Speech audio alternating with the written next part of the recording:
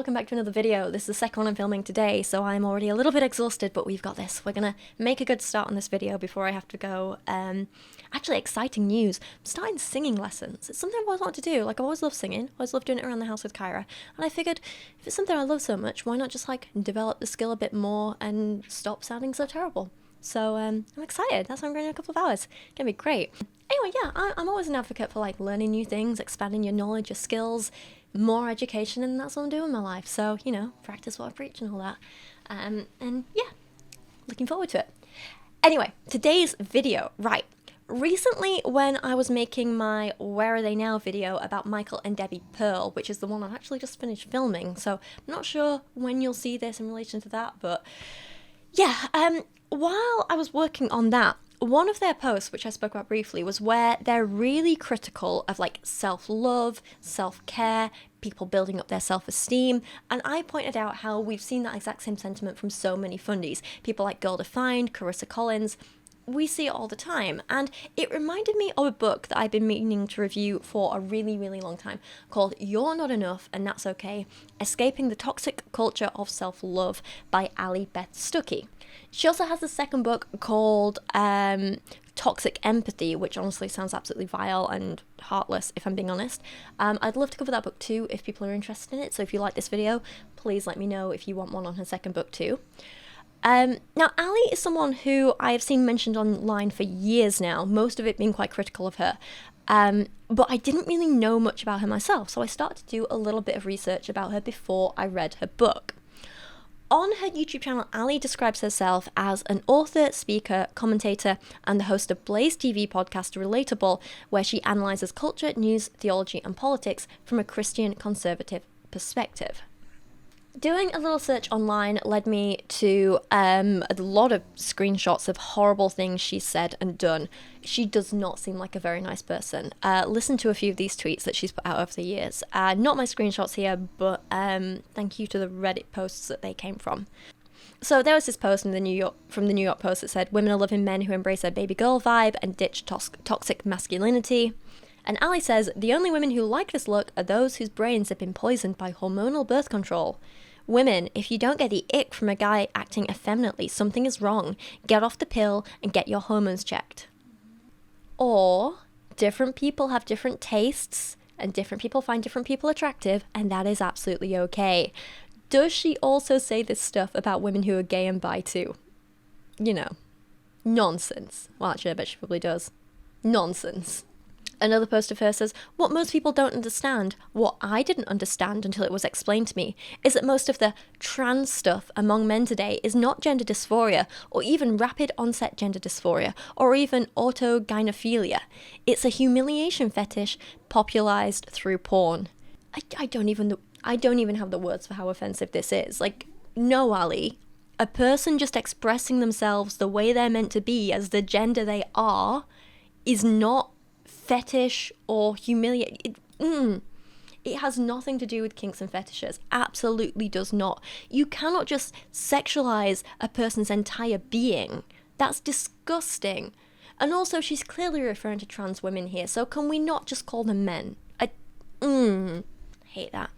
But actually, this is like a whole bigger misogyny problem, isn't it? Like, regardless of whether you're a cis woman or a trans woman, your entire being will always be sexualized in one way or another, and it's absolutely disgusting.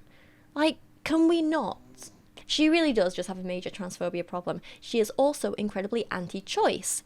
So, here's an example. "It's because you're," like, this was just replying to a person who was pro-choice, and she says, "It's because you're ignorant about it, and that's fine. But it's not hard if you think about it for more than 2 seconds. We're against abortion because human beings are human beings from conception, and therefore are entitled to human rights, the primary right being the right to life. Most of us are also against IVF because human beings are human beings from conception, and therefore are entitled to human rights, one of them being the right to not be indefinitely frozen, discarded, or abandoned. You seem to really struggle with the difference between conceived and born. You can want all babies in the womb to be born without supporting all methods of contraception." Another post, she says, "There's a trend on TikTok right now of women sharing their abortion stories and insisting they regret nothing, and they're literally doing so between sobs because the feelings are complex. No, girl, you feel conviction and guilt. As uncomfortable as those feelings are, they're actually promising signals that your heart is still soft. Lean into those hard feelings. You should feel guilt. You did an awful thing. But there's an abundant grace and there is abundant grace and total redemption available for you in Jesus. You're not too far off. You can be forgiven and made new. We're going to talk about her anti-choice views in more detail later when she gets to it in the books. Don't worry, we will address these points. But it's kind of no wonder she thinks that having empathy for others is toxic, since she clearly never experiences feeling empathy for anyone else ever. What is funny though is that Allie doesn't just get criticism from us on the left, she gets criticism from other right-wingers who say she's not right-wing enough, she's not traditional enough, she's not conservative enough. They literally have idiots on the right calling her a liberal feminist because she doesn't like things like men calling women whores. She said here, also should be noted that men who are comfortable calling women whore have no doubt become desensitized to that kind of dehumiliating language via pornography. It's a huge tell. To which a more extreme right-winger replied, so, using the language scripture does to refer to the specific behaviours exhibited publicly as the result of porn consumption, Stuckey isn't conservative, her comment is no different from other leftists. She's a liberal feminist who uses the Bible to grift. Oh, I have so many complicated thoughts here. Oh, where do you even start? I'm with her in premise. Men calling women whores is not good. It's dehumanising. However, there's nuance. One, it's a lot more complicated than just that, and it can actually be really interesting to look at the history of language and where words like whore came from, why we started using them, and attempts to reclaim it today. Because obviously, not every use of the word whore is derogatory. Some women like to use it about themselves as a reclamation and a celebration of their sexuality, and I think that's absolutely fine. Context really does matter. I've recommended this book a few times, but I'd recommend Kate Lister's The Curious History of Sex, and off the top of my head, I want to say wordsl as well, which is by, I'll tell you in a second, Amanda Montell. They're really interesting looks. Well, A Curious History of Sex has a lot more to it than that, but there's a particular chapter in that which discusses language quite interestingly, and they both look at kind of like how a lot of words used to describe female sexuality, female genitalia, have been used or turned to mean something really derogatory and awful, and kind of the history of that, and also looking at how people try and reclaim interesting stuff. I'll leave the books in the description below. Anyway, point 2 was, I do not agree with Allie directly linking this to her all porn bad argument. That's something I don't agree with. I can see maybe where she's coming from and that there maybe is a link there, but I don't agree with her overall premise of all porn bad. Like, you've heard my discussions on that before. It's complicated. Are we going to be covering it later in this video? I'm not sure, but I've definitely covered it in some of my videos on Bethany Beal's sex courses. I know that.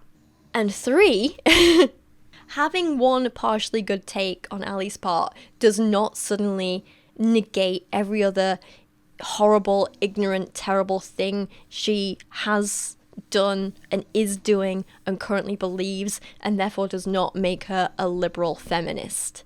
As a liberal feminist, we do not claim her. She is not one of us.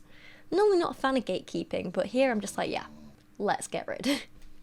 Here's another person calling her a feminist and actually pointing out some of her hypocrisy. This person says, kids, a woman who believes in women's suffrage is a feminist. It's called first wave feminism. Stuckey also makes a living working outside the home, even travelling all over the world when her kids are at home. That also makes her a feminist. None of this is controversial or even hard. And I mean, like, I don't like this guy. I don't agree that this makes her a feminist, but I do believe he is doing a good thing pointing out her hypocrisy in that she has benefited from feminism while critiquing feminism. She was able to choose her own husband. She can wear trousers if she wants. She can leave the house unchaperoned. She can have a job, speak her mind online, make her own money. All things that she as a woman is only allowed to do thanks to feminism. So I do agree she's a hypocrite, but that's as far as my agreements with this man go.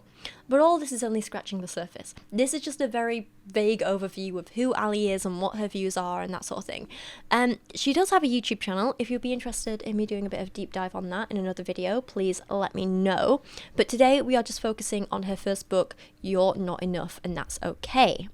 Oh, also, fun fact, just going to throw this in here. While I was halfway through writing the script, I saw Jen from Fundy Fridays post a photo of this book on Instagram, and I'm not sure if that means she's going to be reviewing it too, or talking about Allie too, but if she does, I would recommend you go watch it, because Jen's content is always fantastic, and I love Fundy Fridays, and even if she doesn't make a review of the book or talk about her, please go check out Jen's channel, because she's great. Okay, right, cool. Where were we? So this book, it is structured into 5 parts, each with like really short little chapters in them, like several short little chapters in them. The 5 parts are centered around debunking 5 myths. The myths being you are enough, you determine your truth, you're perfect the way you are, you're entitled to your dreams, and you can't love others until you love yourself. So right from the opening, it became clear to me that Allie and me have very different approaches to life. So I think I'm just going to film the introduction today and do the rest another day, because I'm exhausted from talking and I want to save my voice a bit, but let's just do the intro. When I was 7, I explored the idea of following in Britney Spears' footsteps. My parents wouldn't let me buy her CDs, but I'd heard enough of her music at friends' houses to know that that's what I wanted to do what she did. I'd spend hours in my room after school practicing my singing and choreographing routines to whatever I had playing in my boombox, and I was sure I had what it took. As you can probably guess, things didn't go that way. It turns out you actually have to be able to sing and dance to be a singer and dancer. I eventually faced the harsh reality that I would never have what it takes to rock a red leather jumpsuit and a high ponytail in a music video. It was hard, but I coped. I'd guessed you have a similar story. We're all stunningly self-confident as children. We've yet to become fully self-conscious, and we have little concept of the potential for failure, so we declare our aspirations unafraid of embarrassment or the possibility that they won't come to fruition. This self-assurance is part of the wonderful charm of kids. As we grow, it necessarily fades as we start the natural process of reconciling our plans with our actual potential. I want you to imagine for a moment what it would be like if we didn't go through that process. What if we clung to the out-of-the-realm possibility dreams we had as kids and spent our lives pursuing them, no matter the consequences? I think life would be great, to be honest, but that's just me. I'd be selling EPs of my latest acoustic cover of Toxic on Instagram, and you'd still be learning how to smize in your mirror at your parents' house. It wouldn't be pretty. As we get older, we're supposed to tell ourselves hard things. We're supposed to grow up, assess our strengths, and do things we don't want to do, and realize we're not as special as we think we are. We're supposed to get out of our houses, get over ourselves, and create a life that's productive and meaningful. The confidence we have in ourselves should change from juvenile blind adoration to grounded awareness. A truth that we all come to terms with at some point in our adolescence is that we don't have what it takes for one thing or another. In other words, we're not enough. We don't have enough talent, a high enough IQ, enough coordination, or enough facial symmetry to do the thing we were sure we would end up doing. Facing our inadequacies is crucial for appropriate development. And doesn't this just sound like a boring, miserable, pathetic way to live your life? She's such a pessimist. You know what? I also had big dreams as a kid. I loved the idea of being an actress or a singer, but then I realised that I can't sing at all. And acting never seemed like a possibility for like a working class kid from Yorkshire, so I ignored it, and it made me really, really miserable. And I was making all the wrong choices for myself for years, and forcing myself into these roles that I wasn't right for, because I was trying to do this thing that Allie advises of like, ooh, be realistic, be grounded, be sensible, never have dreams, just do the basic thing that you think you have to do. Oh my god, I was miserable, so miserable.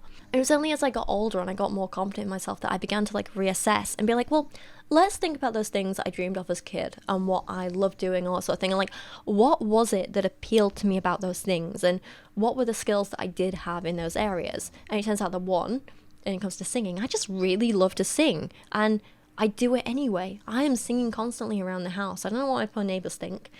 Kyra has stopped stuffing her paws in my mouth when I sing, and she just tolerates it now. We have great fun. I sing to her, we dance together, love it. So the things I enjoy doing, even if I'm not good at them, I can still do them for fun, and I think it's really worth embracing that and just having fun with it. 2, when I do find something that I want to do but I don't have the skills in it, I can go learn those skills, hence why I'm taking singing lessons now. It's something that I've always wanted to learn, so I'm doing it, finally. I think that's great.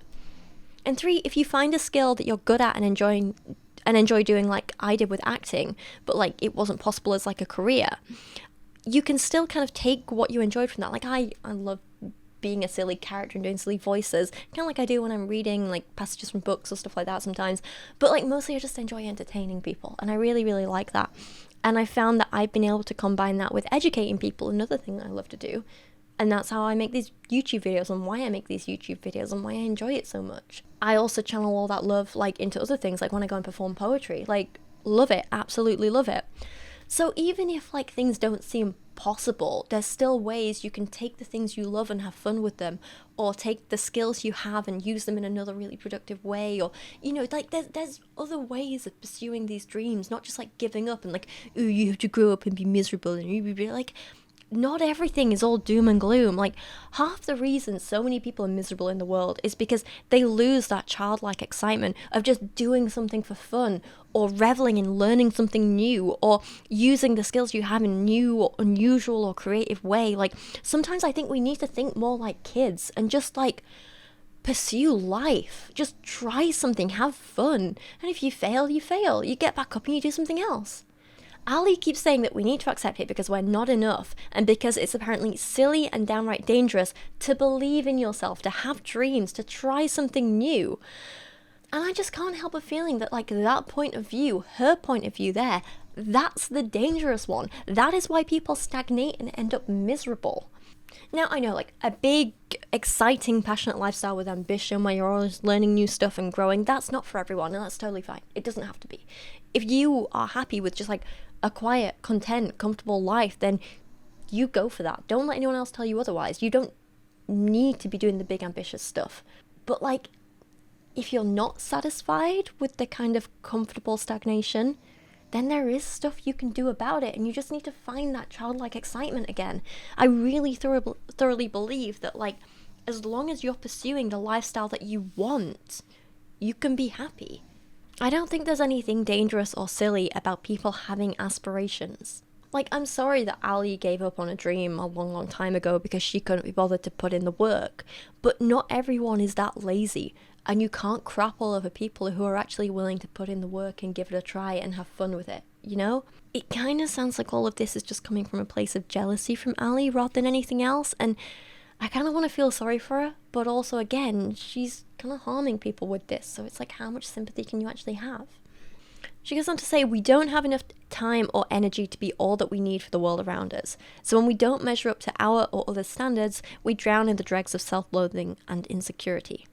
To numb the pain, we open Instagram, scroll for a few minutes, and click on our favourite self-help blogger. Check her latest post, which reads, "You are enough." Ah, balm for the weary heart. We're flooded with warm feelings of gratitude as we read her caption reminding us that we're strong, powerful, capable women whose dreams matter and whose stretch marks are beautiful. So much more than just mums to needy kids and wives to needy husbands, and are perfect and wonderful just the way we are. So true, we think to ourselves, I am. Many of us find ourselves in this cycle daily, feeling burned out, seeking encouragement from superficial sources, then feeling better only to feel worse in a few hours. This is exactly the consequence of getting sucked into what I call the toxic culture of self-love. So like the first bit I kind of agree with her with, you know, we do have this finite amount of energy in a day, but that's why it's really important to teach people how to prioritize and not force them into roles that they don't want to do or aren't particularly good at. You know, like if someone doesn't want to be a mother, you shouldn't force her to do that, because you're taking energy away from her that could be spent on something that she is actually like enjoying and good at and contributing to the world with, you know? I don't think this idea of like a culture of self-love, if you want to call it that, I don't really like the term, but I feel like the whole self-love thing isn't about just like plastering a band-aid over people being I said band-aid. I'm turning American. Ooh, I'm just gonna sit in shame for a moment. I don't think it's about just like plastering a plaster over the cracks or sadness, or like pretending to yourself that, oh, everything's fine because I'm great. Like, I don't think it's about that. I think it's about giving people the confidence to listen to themselves and figure out what they want to do, what they can do, what their strengths are, what their weaknesses are, and how you can kind of navigate that in the big busy world, you know, and know that like it's okay to have these strengths and weaknesses, and it's okay to want to do this or that, or what, like, basically telling people that it's okay to be who they are and not what others expect them to be. That's what self-love is about in my eyes, and I think in the eyes of a lot of people. It's not about just like plastering over some sadness and pretending you're okay. I think when you look at what self-love is really about and what building up someone's self-esteem is really about, there's nothing toxic about that at all, like not even a little bit. This cycle that Allie talks about isn't real for people who actually practice self-love and actually build up their self-esteem and are actually happy with their lives, you know? But she goes on to write, the culture of self-love tells us that we are enough, and that until we love ourselves into realizing our enoughness, nothing in our lives will be right. We're told that lack of self-love is why we haven't started that company we've been thinking about.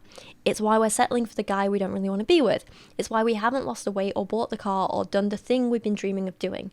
Because we have low self-esteem, struggle with self-doubt, and can't kick this addictive habit of self-criticism. We're unable to live the lives we're meant to live.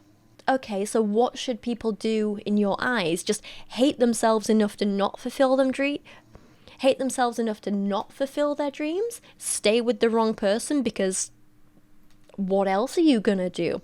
Not take care of our health and finances or dreams? Just let it all stagnate, let it all go to hell. Does Allie want people to be self-critical, show self-doubt, and struggle with low self-esteem? Because that's what it sounds like to me. Wild. Also, I know I wasn't going to take a break yet, but I am absolutely starving and I need to go get some food. Alright, hi everyone. Second day of filming this video. Let's try and get through it. I did not finish the introduction last time like I wanted to, but here we are. Let's try it today. So, I was just about to read another passage from Allie. Let's do this. Let's jump into it. She says, we are isolated and unsure of what we want to do with our lives. Many of us feel empty. And it's not for lack of self-focus. Most of us are being the centres of our own universe for as long as we can remember. Our most prized possessions all have the letter I in front of their names. We're the generation of About Me sections, personal profiles, and selfies. We are well acquainted with instant gratification, and we've come to expect the ability to personalise our experiences. We are keenly focused on ourselves and our needs. And our needs even, not knees. And I will admit it, I do see her point to some extent. Especially with things like the rapid increase in social media usage, that has absolutely caused some people to feel more alone and isolated than ever. And this book was released in 2020 in the middle of lockdown, so I can see why isolation was an even bigger problem then. However, we also have to remember that the rise in social media usage has also allowed some people to connect with people in a way that they wouldn't have been able to before, to help them make friends across the world, to help them connect with people who have the same interests to them, but who might not live near them. Social media connects us as much as it isolates others. We can be critical of social media, but we also have to be realistic and see both the good and the bad in it, because it's not just all one or the other. She then goes on to say that we are all too selfish and too self-focused and only care about our own needs, which is kind of hilarious and hypocritical coming from a literal homophobic, transphobic, misogynistic anti-choicer who has never considered another person's needs in their life. Just saying. She says maybe our happiness doesn't stem from the fact that we don't love ourselves enough, and maybe we're unfulfilled, lonely, and purposeless because we love ourselves way too much. Yes, many of us struggle with insecurities and even self-loathing, but these are just other indicators of self-obsession. And I'm kind of getting hypocrisy vibes here, to be honest. Like, if her point was just, hey, you know, it can be really rewarding for both yourself and other people to give back to the world, then yeah, I'd be completely on board with it. Completely agree with her. But when she's like, I don't care that you're lonely, it's your fault for being self-obsessed, get over it and find God, that's what I have the issue with. She says the idea that you are enough is central to the culture of self-love. The logic goes, because you are complete, perfect and sufficient on your own, you don't need anyone else to love you to be content. All you need is yourself. And again, I don't see anything wrong with that. She sounds like, you know, when men are like, ooh, women are realizing they don't need us anymore and I can't just get a caretaker by being mediocre anymore. Boo-hoo-hoo.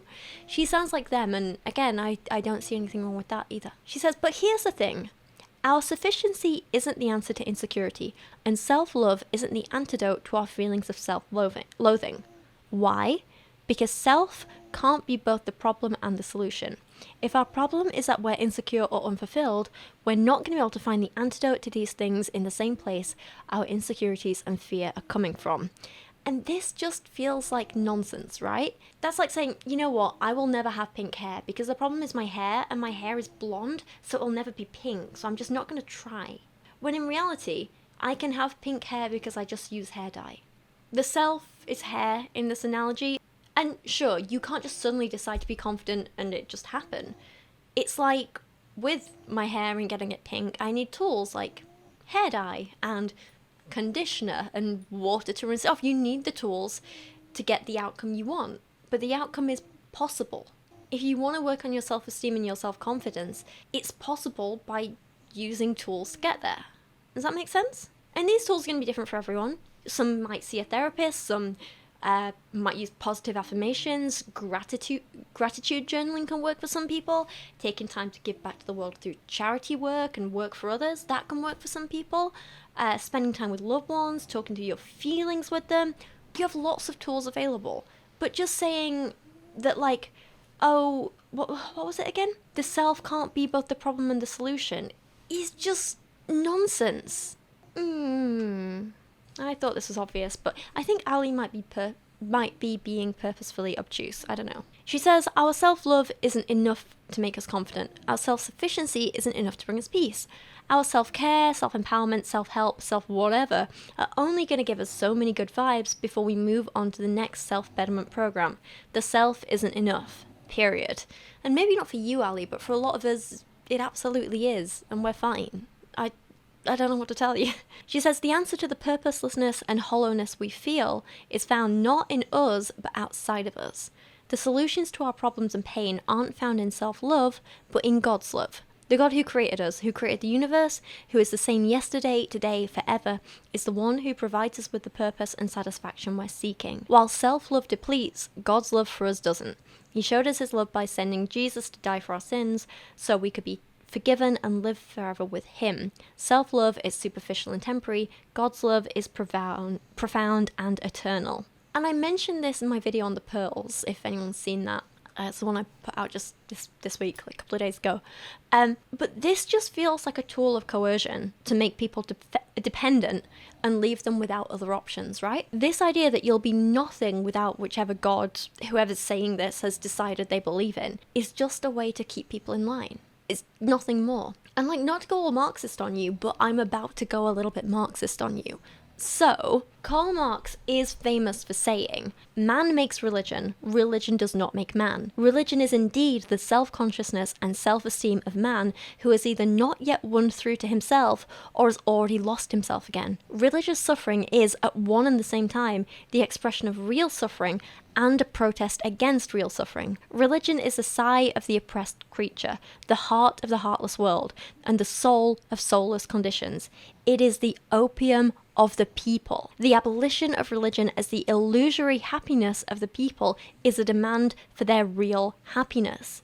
To call on them to give up their illusion about their condition is to call on them to give up a condition that requires illusions. The criticism of religion is therefore in embryo the criticism that the veil of tears of which religion is the halo. So, there's a little more to it than that, but you get the gist, right? Basically, what he's saying is that when you've got people who are suffering in one way or another, whether this is an entire class being oppressed and suppressed and exploited by the bourgeoisie, or the people Allie talks about who feel low self-esteem or want a certain career path, or maybe they feel like they're with the wrong partner, whatever.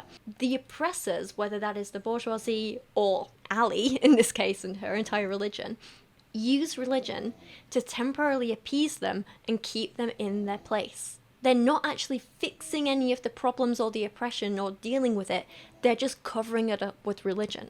So in the case of Marx, religion soothes the proletariat so they don't realize who their real oppressors are and rise up against them.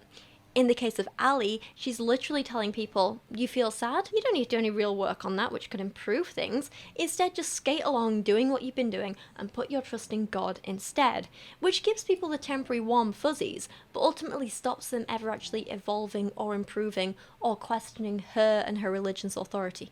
It is simply, religion as a whole, a tool of control and oppression. And I want you to remember that with everything that Allie goes on to say in this book. It's all about keeping people in line, because there is nothing more dangerous to a rich, white, Christian conservative like Allie than having other people, especially those from different backgrounds, actually think for themselves, believe in themselves, and begin to not only question her, but the power structures which uphold her, and start to acquire the skills to dismantle it. That terrifies her, and she wants to put a stop to it as quickly as she can.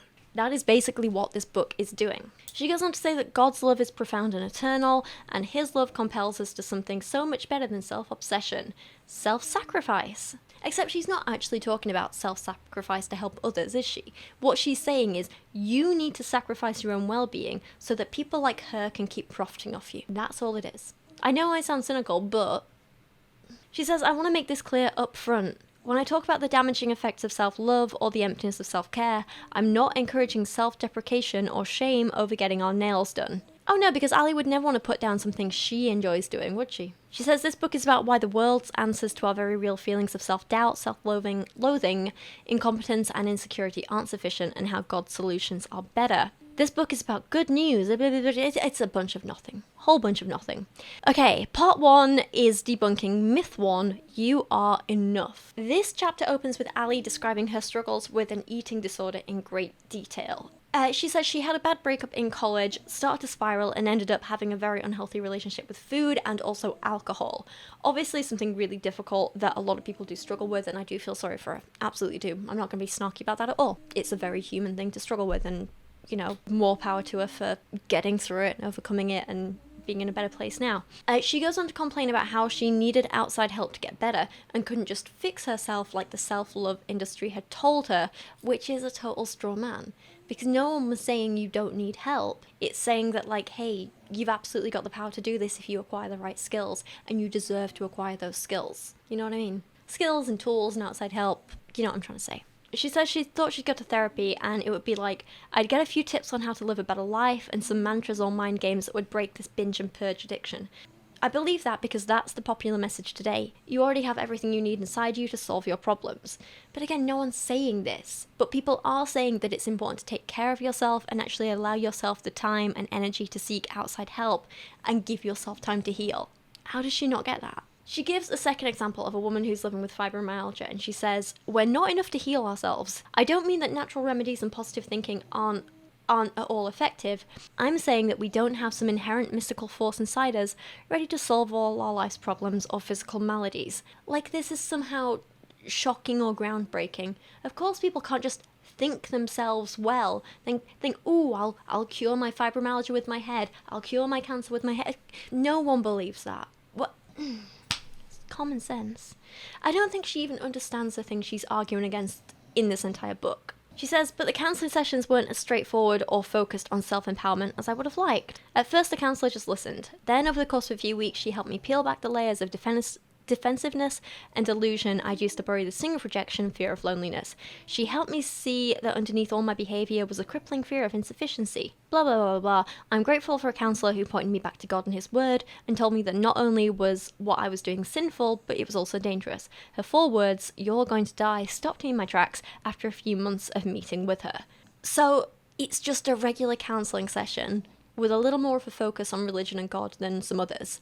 And she's like, this was groundbreaking. It wasn't self-love. How is this not about self-love? They're breaking down, like, all your insecurities. They're helping you figure out who you are and what you need and what your values are, where your current feelings come from. And she's helping you build up those feelings again and build up self-esteem again and care enough about yourself to help yourself. How is that not self-love? She says of her time struggling with anorexia and drinking too much and putting herself in dangerous situations and stuff. She says of that, I'd been deep in the culture of self-love, doing what I wanted and focusing on my wants in an effort to live my best life. Ultimately, my self-centeredness blinded me to the damage I was wreaking on my life. And like, no, you weren't deep in the culture of self-love. You were deep into being self-destructive, which is entirely different to looking after yourself and your needs. She's just building She's building strawmans.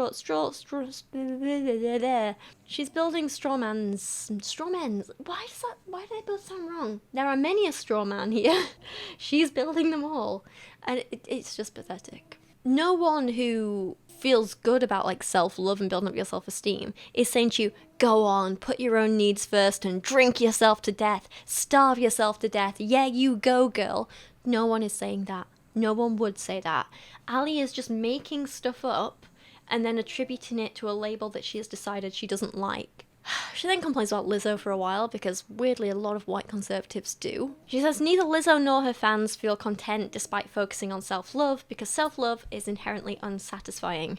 It depends on our feelings, which are subject to constant change based on our circumstances, our performance, and other people's opinions.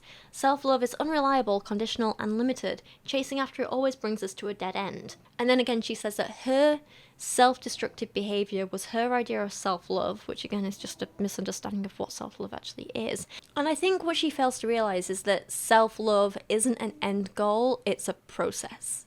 It means that you're constantly listening to your body and your emotions and your needs, and you're able to recognize when you need or are lacking something in your life. It means allowing yourself time to heal from things and really taking care of your body and your mind. It means encouraging yourself to maybe try something new, to learn a new skill, to pursue a hobby you find fun just for the sake of it. It means asking for help when you need it. It means learning about yourself and your core values and feeling comfortable in sticking to them, so you're not forced into a life that you don't want and that isn't right for you. That's what being true to yourself means. That's what self-love means. Not just allowing yourself to indulge in any dangerous behaviours you fancy. Allie says that she knows we're all miserable because she's seen memes. Wish I was joking there. For a generation obsessed with personal happiness and self-discovery, we're startlingly unhappy and lost. Our rates of depression, anxiety, and suicide are staggering. Even the memes we make highlight the problems that ail us. Social anxiety, insomnia, insecurity, a fear of adulting. At best, we're discontent and confused. At worst, we're totally hollow. She goes on to say that means loving ourselves doesn't satiate us. We need something else, something bigger. Simply, we need Jesus. There's a reason Jesus describes himself as living water and bread of life. He satisfies. The searching for peace and for purpose stops in him alone. He created us, therefore only he can tell us who we are and why we're here. And again, it comes back to that whole control and fostering dependence thing, doesn't it? She goes on to say, and aren't these the questions everyone's trying to answer? Who are we and why are we here? The world's answer to these questions is you. You define your identity, your purpose, your value, your truth. Jesus' answer is me. He defines your identity, your purpose, your truth, your value. I missed the value bit. Then, in perhaps the most tone-deaf part of the book yet, Allie tells the story of Cecily, who grew up watching her mum being abused by her boyfriend. She saw as a child her mum attempt suicide in front of her, and then she grew up, got pregnant, clearly suffered from postpartum depression, found out she was pregnant again when her first baby was just 3 months old, and the postpartum depression continued throughout that entire pregnancy and after she gave birth to the next kid, and she contemplated suicide. Allie says all of this was her fault for being too selfish. She was too self-focused, and if she just loved God a little bit more, she wouldn't have been suicidal. Allie goes on to say, it took reaching her breaking point for Cecily to learn she would find peace not in conquering her not-enoughness, but in embracing it. She realised that God made her not enough. She would never have what it took to be everything she and her family needed, and she would never win the affection of her mother. No amount of self-love or affirmation would change that.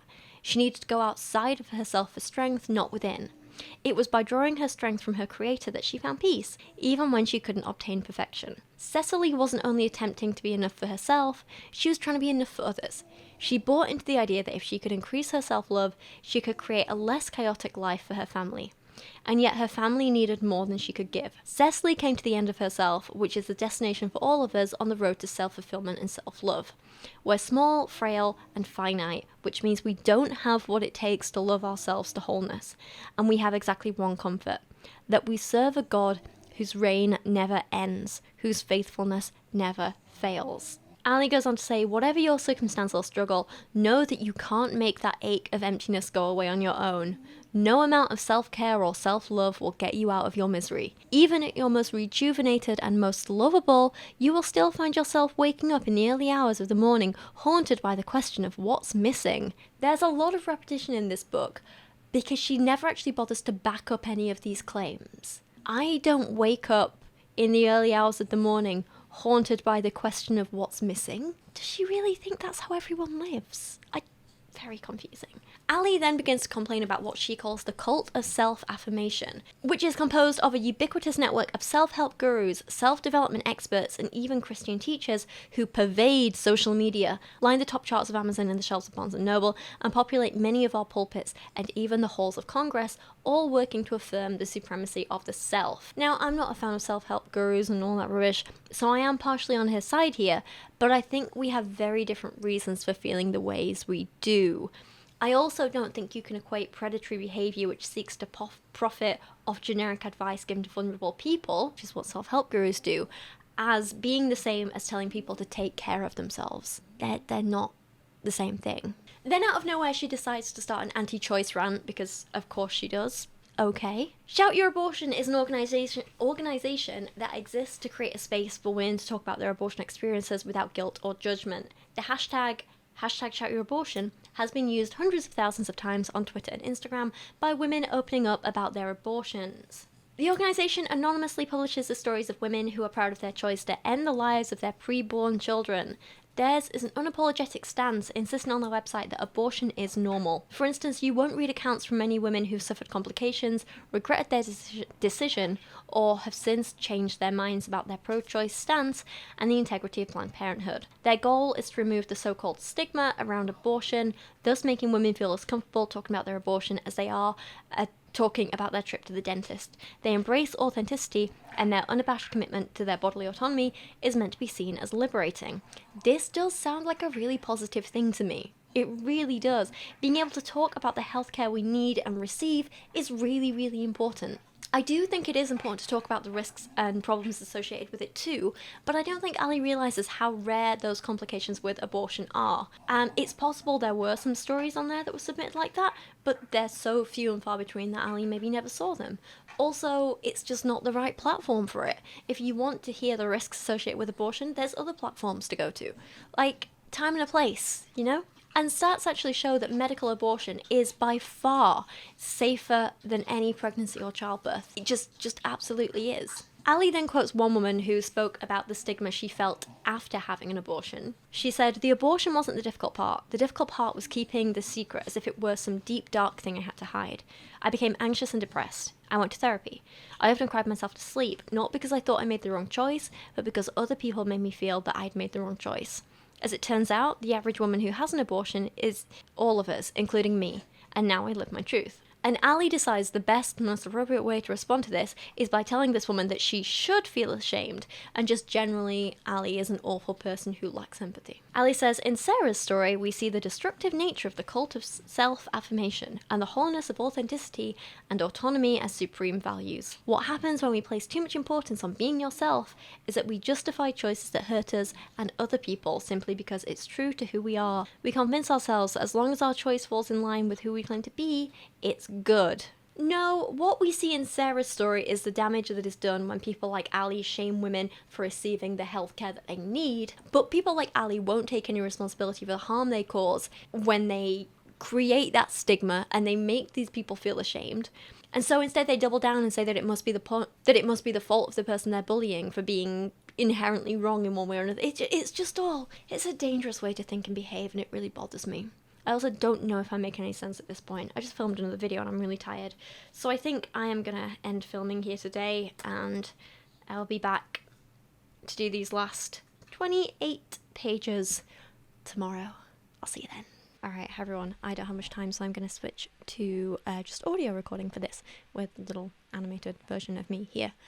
Okay, so, Allie just basically continues to be worse and worse repeatedly throughout this book. She goes on to say, "This is seen in other cultural conversations of the day as well, such as in the topic of gender and sexuality.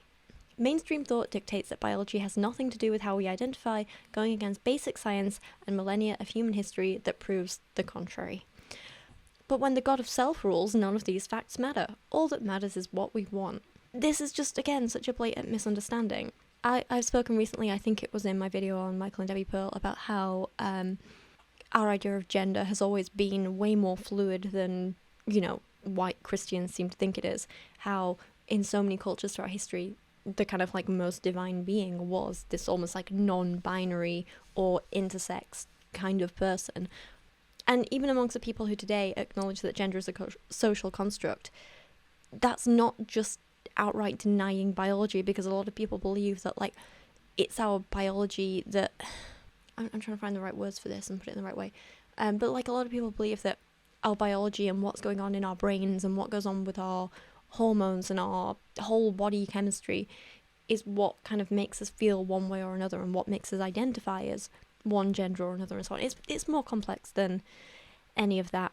And if I wanted a complex discussion on this, I probably should have scripted it, but I didn't, because I'm a silly goose. I feel like the takeaway here is Allie is wrong. She's misunderstanding everything. This millennia of human history, she clearly doesn't know about it. Just read a book, Allie. Stop writing them and just read a book. I don't know. I'm exhausted by her now. She goes on to say, another example of the dangers of extreme authenticity and autonomy is a recent trend in marriage and relationships called ethical non-monogamy, which describes the practice of openly and honestly engaging in multiple sexual or non-sexual romantic relationships at once. Okay, but how does any of this stuff affect Allie? She doesn't want to be non-monogamous? Don't be non-monogamous. It's not difficult, you know? People are choosing the right thing for them in their own lives, and you've just decided that you don't want to do it yourself, therefore no one else has got to be able to do it, and they all must be miserable and part of a cult. It's just... I'm tired of her. She says the cult of self-affirmation doesn't offer us a sustainable value system, not as a society or individually. If you're a single woman, the cult's emphasis on authenticity and autonomy will lead you where it led me, to the dead end of doing me and control. If you're a mum, the cult's directives to take back your life will leave you discontented and bitter. I don't know. Sounds pretty fun for a dead end, doesn't it? Are we not allowed to take time to ourselves then? Of course we are. I'm a new mum and certainly not a parenting expert, but from what I see biblically, there's nothing wrong about trading parenting shifts with our husbands or calling babysitters so we can take naps or get our nails done. Told you she liked that. That's the only reason she's allowing it. God designed us all to need rest, but the mentality surrounding our breaks matter. Okay, so parents can take breaks and share childcare and all that sort of thing, but only when someone like you dictates that it's okay. Got it. You can think about yourself, but only in as far as Allie wants to think about herself. If you dare to do anything that actually makes you feel good that she doesn't agree with, then that's not allowed. Myth 2 that she tries to debunk is you determine your truth. She writes, as we get older, we don't automatically grow out of the tendency to believe things aren't true. The lies we believe just become more complex and consequential. Our culture encourages us to defer to what's true for us, even if it contradicts what is true, scientifically, biblically, historically, and so on. The irony of that when there's so many contradictions between science and the Bible. Anyway, this manifests itself in a way we've already discussed. Gender ideology, abortion, polyamory, just as examples. But exchanging my truth for the truth also affects the personal decisions we make and the relationships we build. The results are never good. And yet she keeps literally spreading misinformation in pretty much everything she posts about and everything she talks about in this book. So who is she to talk about what's true and what's not when she gets so much wrong?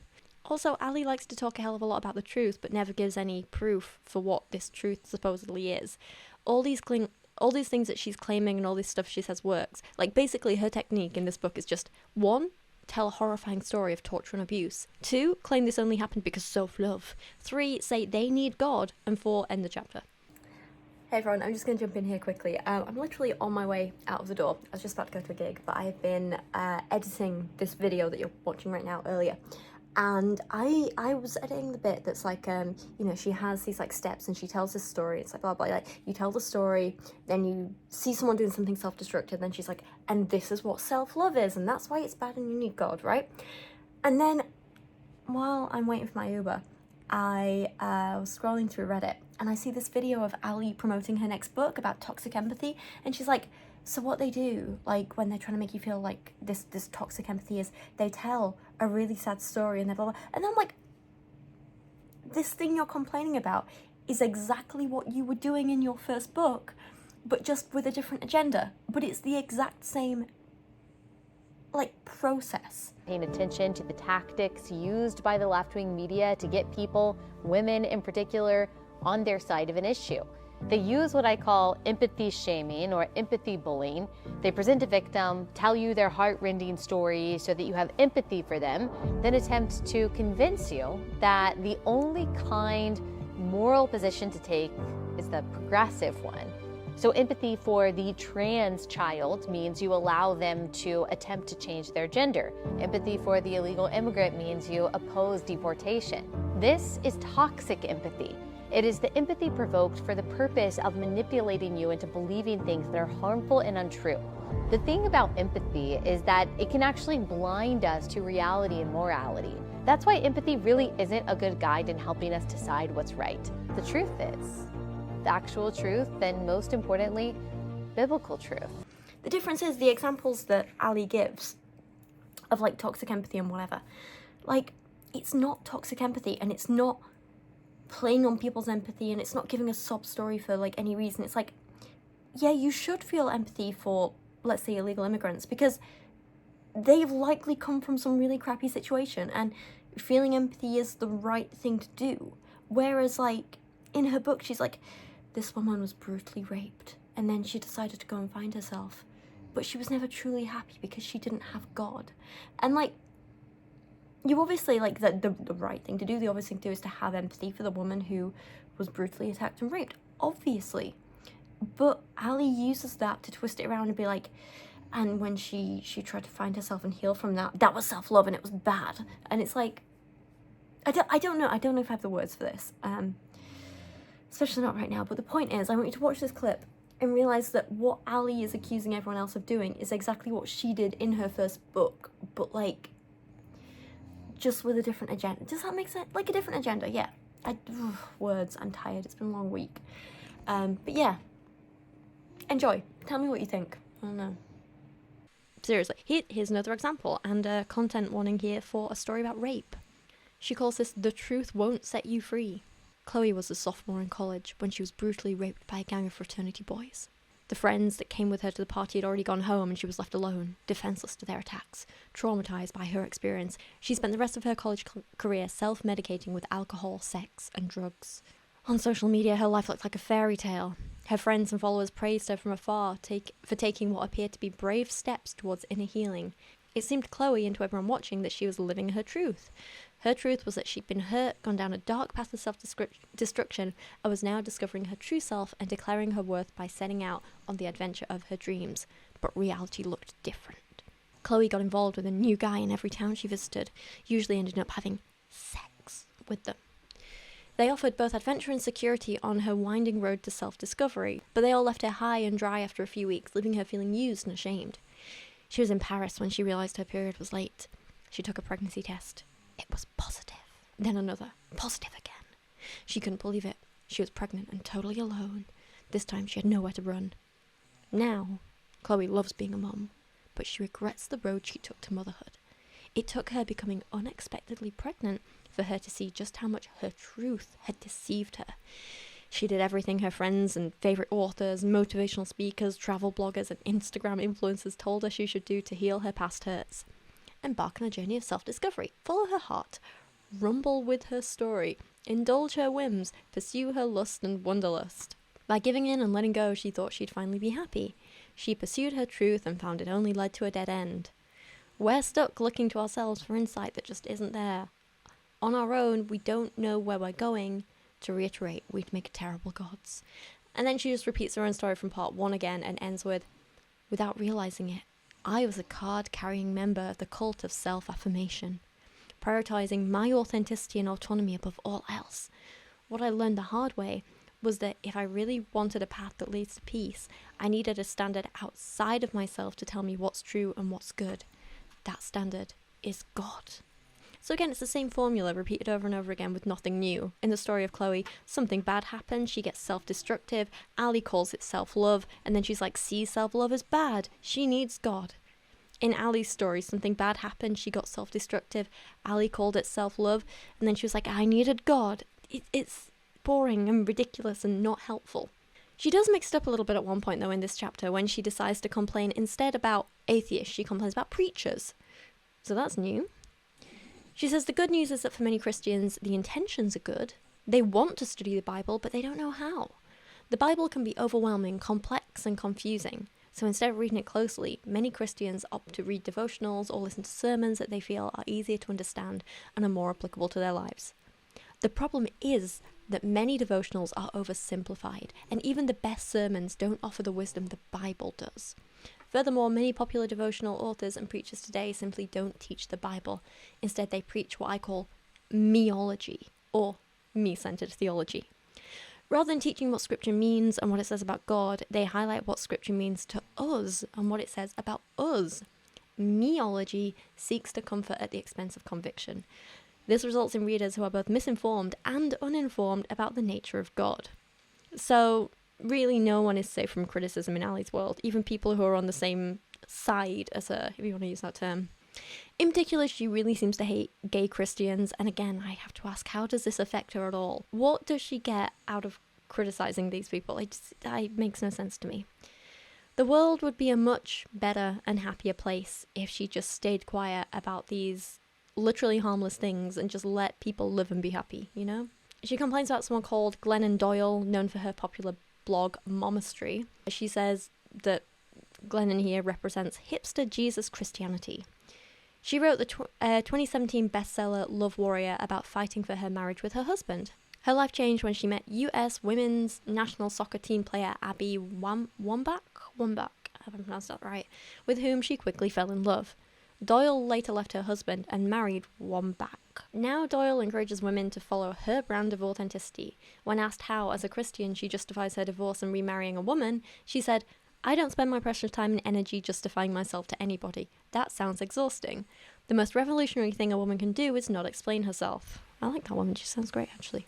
She claims that the Bible is indifferent towards same-sex marriage and monogamy, and that to think it did teach about these practices would be to rub up against what I know about the God of love. So Allie really will just complain about anyone.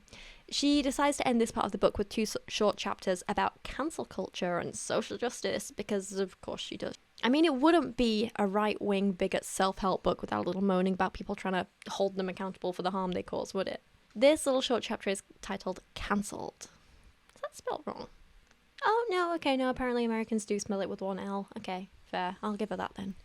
She says following God means embracing a love not for our own truth, but for objective truth. We look to the Bible as a steady standard of right and wrong. Without a belief in God as the final moral authority, people are left to their own devices to determine good versus bad. And if the cult of self-affirmation dictates we're all our own gods, who's to say whose moral code is enforceable? That's the thing, we don't enforce a moral code, we enforce a legal code, which is often influenced by morality and other things. It's more complex than Abby... Why do I keep wanting to call her Abby? It's more complex than Allie wants to talk about though, isn't it? As you can tell, the kind of moral subjectivism sounds like confusion and chaos. That's because it is. Cue cancel culture. Cancel culture is the perfect depiction of how the secular world does morality without absolute truth. The boundaries of righteousness are ever-changing based on the latest social whim. Or boundaries evolve based on what's least likely to hurt people and what's most likely to help them. Have you considered that? Because there's no objective standard of right and wrong, people's feelings are all we can base morality on. This means the group with the most cultural sway is typically in charge. Which is funny because that's exactly how cis, white, straight Christians like her got to be in the positions of power that you're in today. How does she not see the irony there?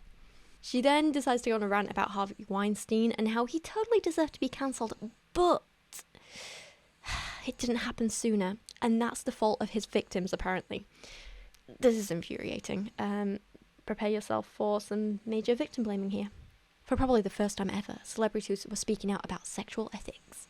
The behaviours they suddenly found the courage to condemn have long been condemned by people outside of Hollywood.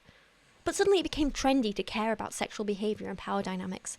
But those of us with a biblical worldview didn't need Hollywood to tell us what we've always known. Actions like those of Harvey Weinstein are wrong. But it also shows the volatility of morality based primarily on outrage. Its standards are fickle and unreliable. It's swayed by my truths, which change, rather than the truth, which doesn't. So she's entirely missing the point of victim blaming here. People weren't silent before because it used to morally be okay, or people thought that like rape and harassment and abuse would, well, they used to be fine. That's absolutely, no, that's not what happened. People didn't speak up because they were scared. How do you get something so simple this wrong? People weren't suddenly speaking up because it was trendy, because, morality shifted. No, people were finally able to speak up because it was finally safe for them. This victim blaming from Allie makes me really, really uncomfortable.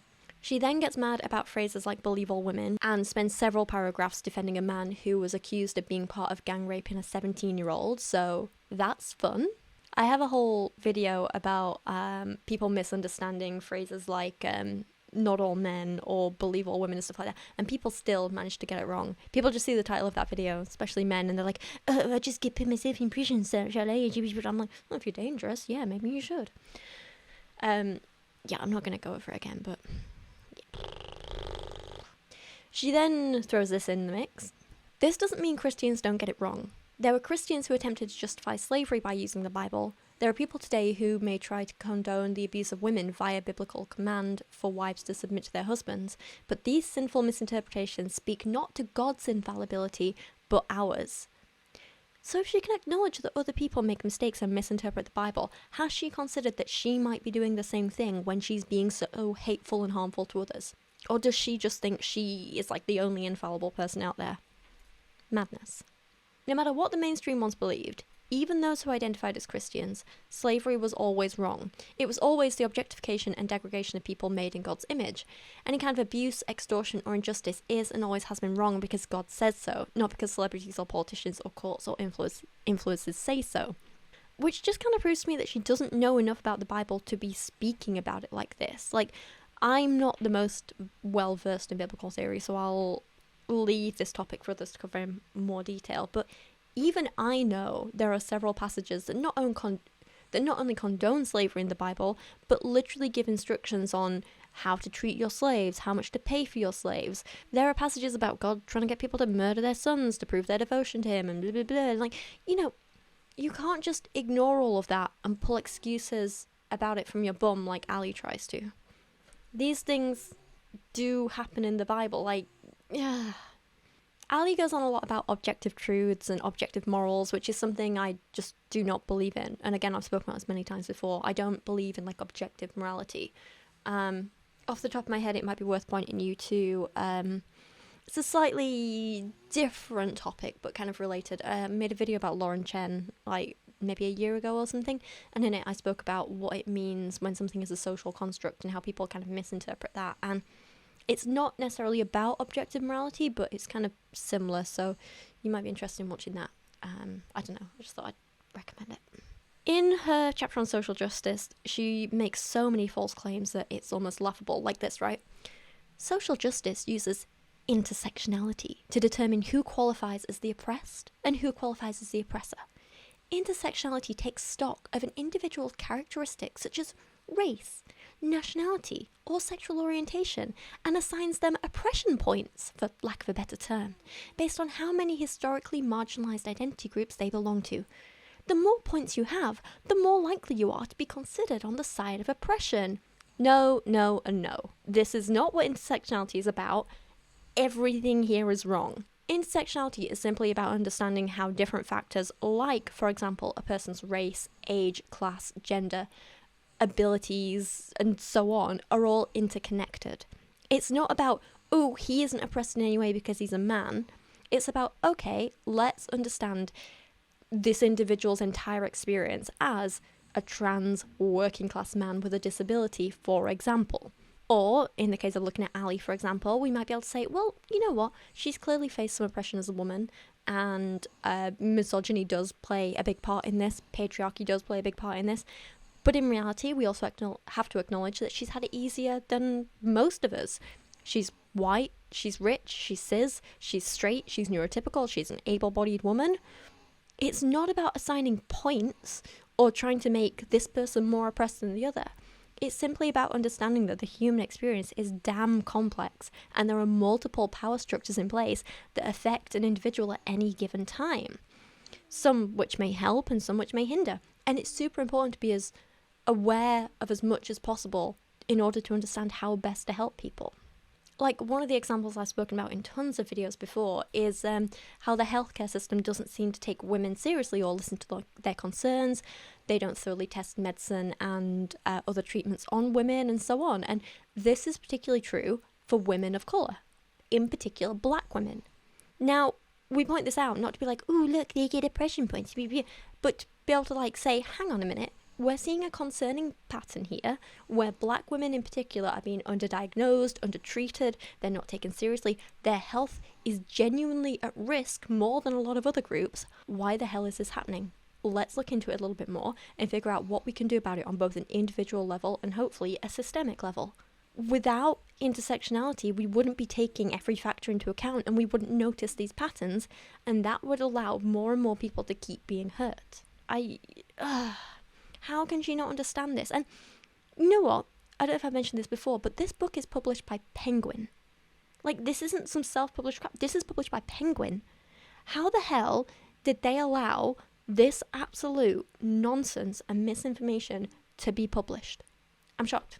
Like, genuinely shocked. She goes on to say God is a God of justice. He cares about it not in a court of law, but in how we treat the truly marginalised. The outcast, the poor, the vulnerable, and the victim. But we know how you treat the vulnerable, Allie, and it's not good. God's justice means restoration for the downtrodden as much as it means repercussions for the wrongdoer. That means Christians indeed care about a range of justice-related issues, including racism, misogyny, extorting the poor, abuse, and sex trafficking, to name a few. We work to replace hate with peace and injustice with justice. We believe in holding those who do wrong to account and fighting for the innocent. Doubt. All the hate she's been spewing in this book so far says otherwise. Well, in regards to her, not all Christians, obviously. She says, as opposed to social justice, biblical justice is both truthful and direct. It does not advocate for punishing entire groups based on perceptions of privilege, neither does social justice.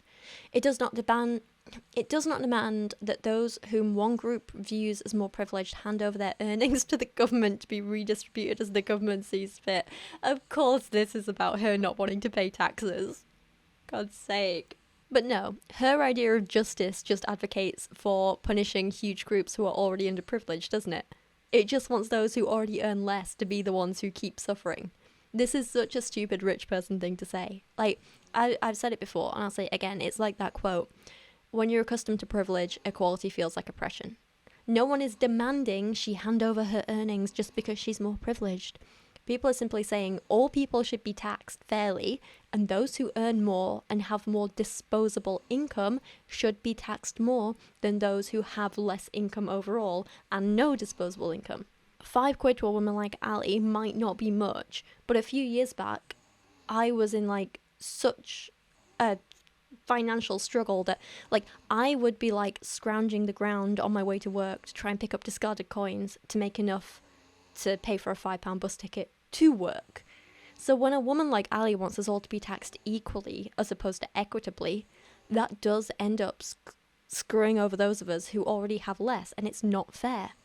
Asking for me to give up £5 a week back then would have meant I couldn't go to work one day a week. Asking Allie to give up £5 a week now, she wouldn't even notice it.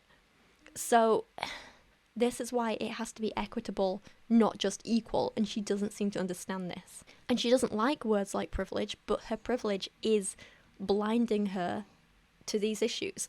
I sometimes feel like unless you've genuinely struggled with money, you don't know what it's like, you know?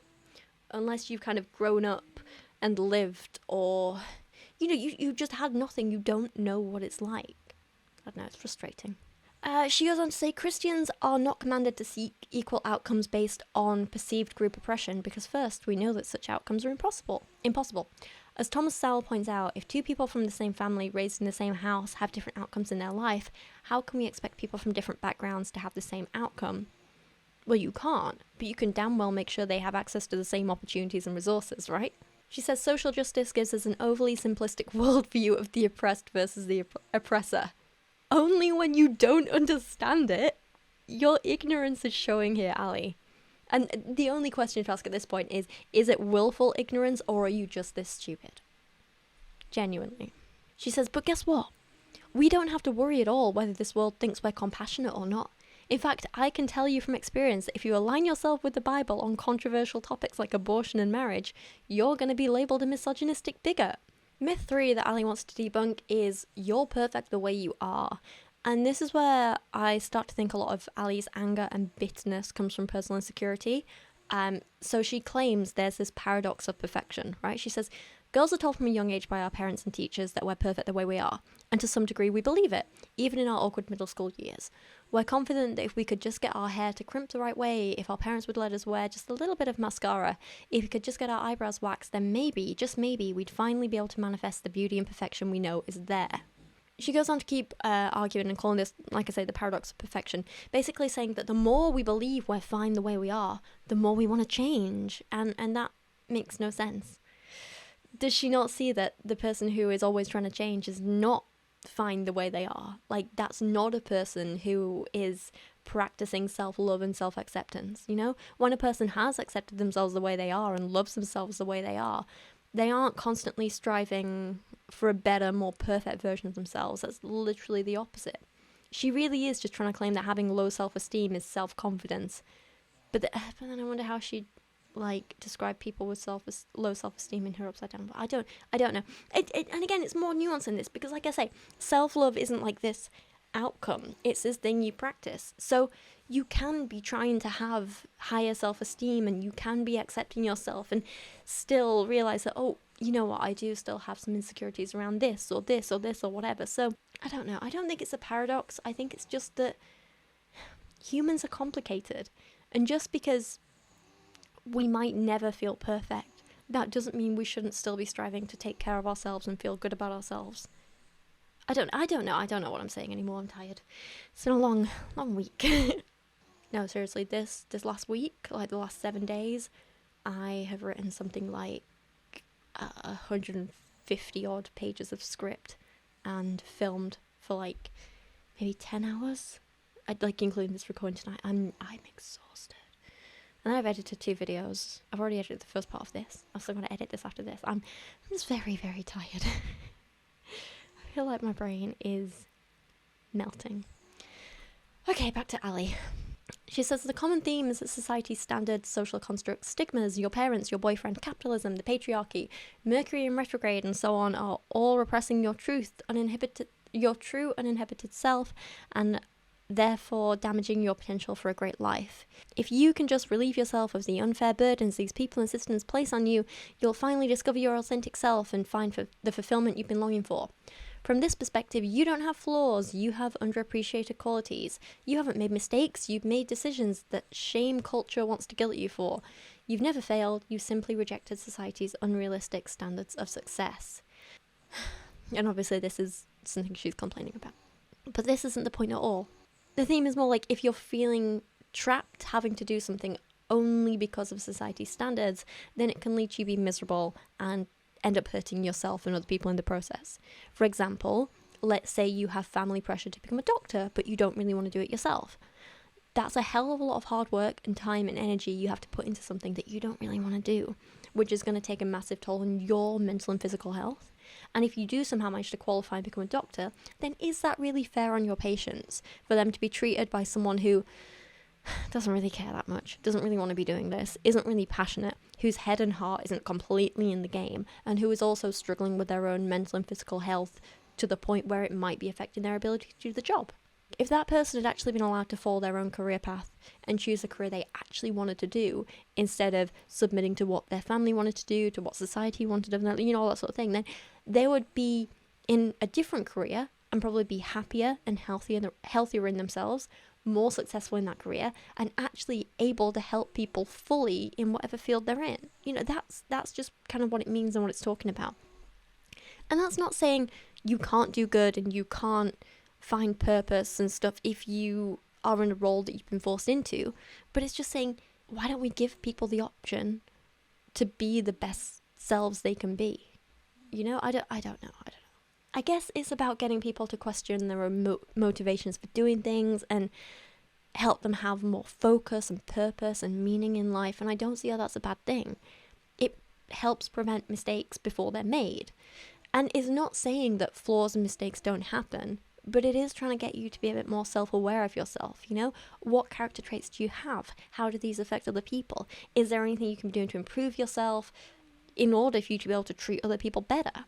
And again, not telling people mistakes don't happen, but instead getting people to recognize them and use them as motivation to do better next time, instead of just wallowing in shame. Because shame doesn't help anyone. Shame isn't productive. Shame isn't healthy. But I mean, like, would Allie prefer a person just sit there and cry over their mistakes and wallow for a while? Or is it better to take a mistake, reframe it in our mind and be like, okay, you know what? I understand what went wrong. This is what I can learn from this. How can I do better next time? She really is just mad at things she's making up in her head because she doesn't seem to understand anything she's talking about. She says you're an individual, which means your life isn't going to look like anyone else's. You have your own talents, your own personality, your own strengths and weaknesses. Some people's criticism of you will be misguided or a result of simply misunderstanding you. These criticisms can be ignored. Therefore, you will have to make hard choices, take responsibility for your own life, and get out of unhealthy relationships. But none of these things will ever make us perfect, because who we really are isn't some flawless goddess marred by unfair societal standards or unhealthy relationships. You are not perfect the way you are, and you never will be. So part of me gets what she's saying, and this concept of taking personal control and responsibility is exactly the same as where self-love people are coming from. But Allie just wants to be needlessly cruel here, you know? She's saying take responsibility and do more, but no, it'll never be enough because you're just wrong. You're inherently wrong. This isn't motivating or helpful. It's just mean and unnecessary. Surely she realizes that this won't help people. It's more likely to demotivate them, isn't it? She says the toxic culture of self-love is filled with empty platitudes that are handed out not because they're true, but because they're profitable and clickable. It makes us feel good to imagine that we're perfect and enough, but as we've established, we're neither one, and that's okay because God made us needy for his strength and salvation. This is a much better comfort than the delusion that we're flawless, and this really is all repetitive page filler now, isn't it? Like, was she paid by the word or something? How many times can she just say the same thing over and over? It is boring. She then spends a whole chapter getting mad at Enneagram tests. Years back now, we're talking like a long time, I made a whole video on the problem with personality tests, so I think it's very clear how I feel about them. I thought we might be on the same side here, but in summary, her view is personality tests, like the Enneagram test, make everyone feel too special and too much like an individual, and they take your focus away from God's purpose, and don't you dare feel like an individual because you're not.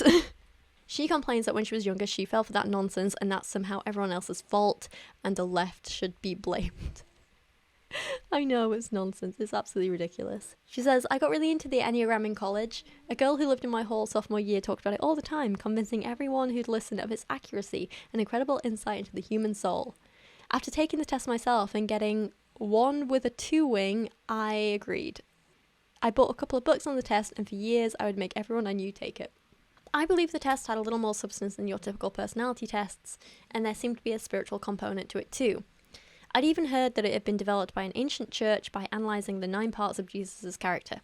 To me, it was a beneficial tool to understand myself and relating to other people that aligned well with our biblical mandate to love each other as we love ourselves.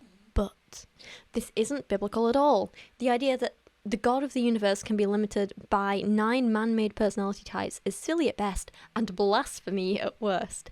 The Enneagram isn't our source of knowledge about God, the Bible is. Introspection doesn't take us down a path of sanctification. That's a New Age idea, not a Christian one. She really does seem to be just like listing all her mistakes she's ever made in this book and blaming the left for them. And being like, it's their fault. I made these mistakes and it's their fault. She goes on to say that the Enneagram test was made by occultists, apparently. And then she says, to constantly focus on our unique attributes is to totally miss the point of what God calls us to do. God calls each of us not to be our best selves, but to be filled with the fruit of the Spirit, which according to Galatians is made up of love, joy, peace, patience, kindness, goodness, faithfulness, gentleness, and self-control. We are called to embody all of these qualities, not only the ones that come naturally to us. Moreover, followers of Jesus know our identity, value, and purpose without taking a personality test. We understand that each of us was made on purpose, with purpose, by a creator who does nothing arbitrarily. The one thing I do agree with her on is that these personality tests are flawed and not as useful as people think, but for very different reasons. I looked at my old video and just a quote passed me for a second. I said back then, let's be honest, like it sounds appealing, right? You answer an easy set of questions and somehow you get a definitive and quantitative answer for yes, I fit in here, or I am this type of person. And sometimes, I know that sometimes I wish I could get a quick label and suddenly be able to understand myself because it would make a lot of things so much easier. But unfortunately, the human personality is so much more complex than most personality tests make out, and the tests are far more flawed than people realise. And when we do get our results and are put into a category, whether that's 1 of 9, 1 of 16, 1 of whatever, the problem is that a lot of results aren't overly specific and rely on providing a bunch of Barnum statements, which are statements which sound highly specific and so will seem very impressive, like they'll seem really accurate if they're said about you, but they're actually incredibly vague and they apply to a huge range of people. So in summary, I'd argue that the problem with personality tests is that they aren't specific enough. They don't treat people as the complex individuals they are. But Allie, on the other hand, seems to think that they focus too much on us being individuals and not enough on us being mindless little followers of religion. So 1, she's completely misunderstanding how personality tests work, and 2, I entirely disagree that we should just follow the herd like she all wants us to. If you want to check out that old video, I'll link it below. I'm not sure how good it is, it's quite an old one, but it's there if you want to check it out. I always feel weird recommending older videos of mine because I feel like as time goes on, so many of my views change, and I feel like there's some videos that are interesting topics, but that I maybe didn't do as well as I could have with them, and I don't know. Anyway, right, back to Allie. She says, the call for Christians is not to be the best version of their personality type, but to be like Christ, no matter what our natural inclinations, strengths, or deficits may be. We are all called to live holy lives. We are all to repent sin. We are all to be obedient. No quirk or characteristic makes us exempt from the standards God has set for us. Until you realize that the reason you matter is because God created you and sent his son to die for you, you'll be running a rat race towards the prize of perfectionism that doesn't actually exist. You'll keep trying to be enough for yourself. Smart enough, accomplished enough, thin enough, organized enough, and so forth. Only to realize sufficiency was never in your nature. It's better to face the facts now. You're going to disappoint yourself. She is just such a miserable, pessimistic person. I can't cope with this. I genuinely can't. Her next chapter is about how none of our feelings are valid because some people have bad feelings, and if one feeling is bad, then they must all be bad, and we must all stop feeling things. I wish I was joking, but this is what she literally says. Oh, God's sake. What about feelings of desperate attachment to the boyfriend who abuses you? What about lust for another woman's husband? What about thoughts of murder or suicide? Are these feelings valid? Of course not, because they have no basis in truth, and therefore apparently none of our feelings are valid. Make it make sense. This doesn't mean that no feelings at all are valid. And you know what? Some of the things she says here are absolutely valid feelings, whether we should be feeling them or not. Like, our feelings are valid even if the consequences of following through with those feelings and acting on them is harmful. Do you know what I mean? So, like, for example, it is absolutely valid to feel attachment to an abusive partner. It is perfectly understandable because often they are charming. They often love bomb us. They often make us feel so special, and they're doing all this stuff to keep us around. You can have conflicting feelings about someone you love and someone you're scared of, and it is confusing and it is difficult, but it's also valid. But just because the feeling's valid, that doesn't mean that you have to keep feeling that way. You can do work to change those feelings, or, you know, not act on them, you know, basically to make sure you're safe and allow yourself time to heal and everything like that. I think Allie's mixing up your feelings are valid with never change how you feel about anything and act on all your feelings immediately, and they are not the same. She goes on to talk about how some feelings are irrational, and that's absolutely true, some of them are, but it doesn't necessarily stop them being valid. It doesn't matter what necessarily caused your feelings or if they're logical or not. When you're feeling something, it's really important to just acknowledge that feeling and not beat yourself up about it. To validate that feeling by saying, hey, it's okay to be feeling this way right now. And only then can you start to examine, well, where did this feeling come from? Does it actually make sense? Do I need to change my patterns of thinking here? How can I turn this feeling into something healthy and productive? It absolutely does not help anything or anyone to be told by yourself or others that your feelings are just inherently wrong, invalid, shouldn't be happening, because that just sends you into a shame spiral, and you know, you stop being able to trust anything that you think or feel or do, and that means you'll never get to a healthy place. Invalidating people's feelings in the way that Allie continues to do is dangerous. She says to determine whether our emotions are truly justified, we should ask ourselves a simple question. Why? Why are we upset or fearful? What are we really worried about? What are we actually hurt by? You know, actually, I kind of wish she'd ask herself some of these questions about, like, why she's so horrible to people, why she's so harmful, why she's such a bigot. Anyway, but yeah, no, these are all actually great questions to ask ourselves, but you can't do any of that until you've accepted and validated the way you're feeling, right? I feel like maybe Allie doesn't understand some of the words or processes that she's talking about, some of the words she's using. She finds a buzzword and then assigns a meaning to it at random and then goes on a rant about how it's bad, you know? She says, when we're quick to validate our anger, we often say and do stupid things. Most of us have blurted out something hurtful or harsh in the moment that we didn't really mean. God wants to spare us and those around us from making choices based on our fickle and at times invalid feelings. And that's not a consequence of validating our anger. That's a consequence of not being able to manage your emotions and acting on them impulsively. I know, because I've been there myself way too many times, and I think a lot of us will have. But one of the biggest things that helped me was being able to say, hang on, I'm feeling a hell of a lot of anger right now. That is a valid emotion. Let me work through it. You know, I mean, it doesn't always go smoothly, of course, but when it does, really helps. We need to stop equating validate your feelings with acting on impulse, because they are not the same thing. They're absolutely not. Allie needs to stop that. And then just to throw in a little more shame, she says, sometimes our feelings, not just our outward reactions. Oh, so you can acknowledge that they're different there. Sometimes our feelings are not just illegitimate, but also sinful. Jesus teaches us that sin starts in the heart. He makes clear that hate and lust are sins, not only murder and adultery that may follow.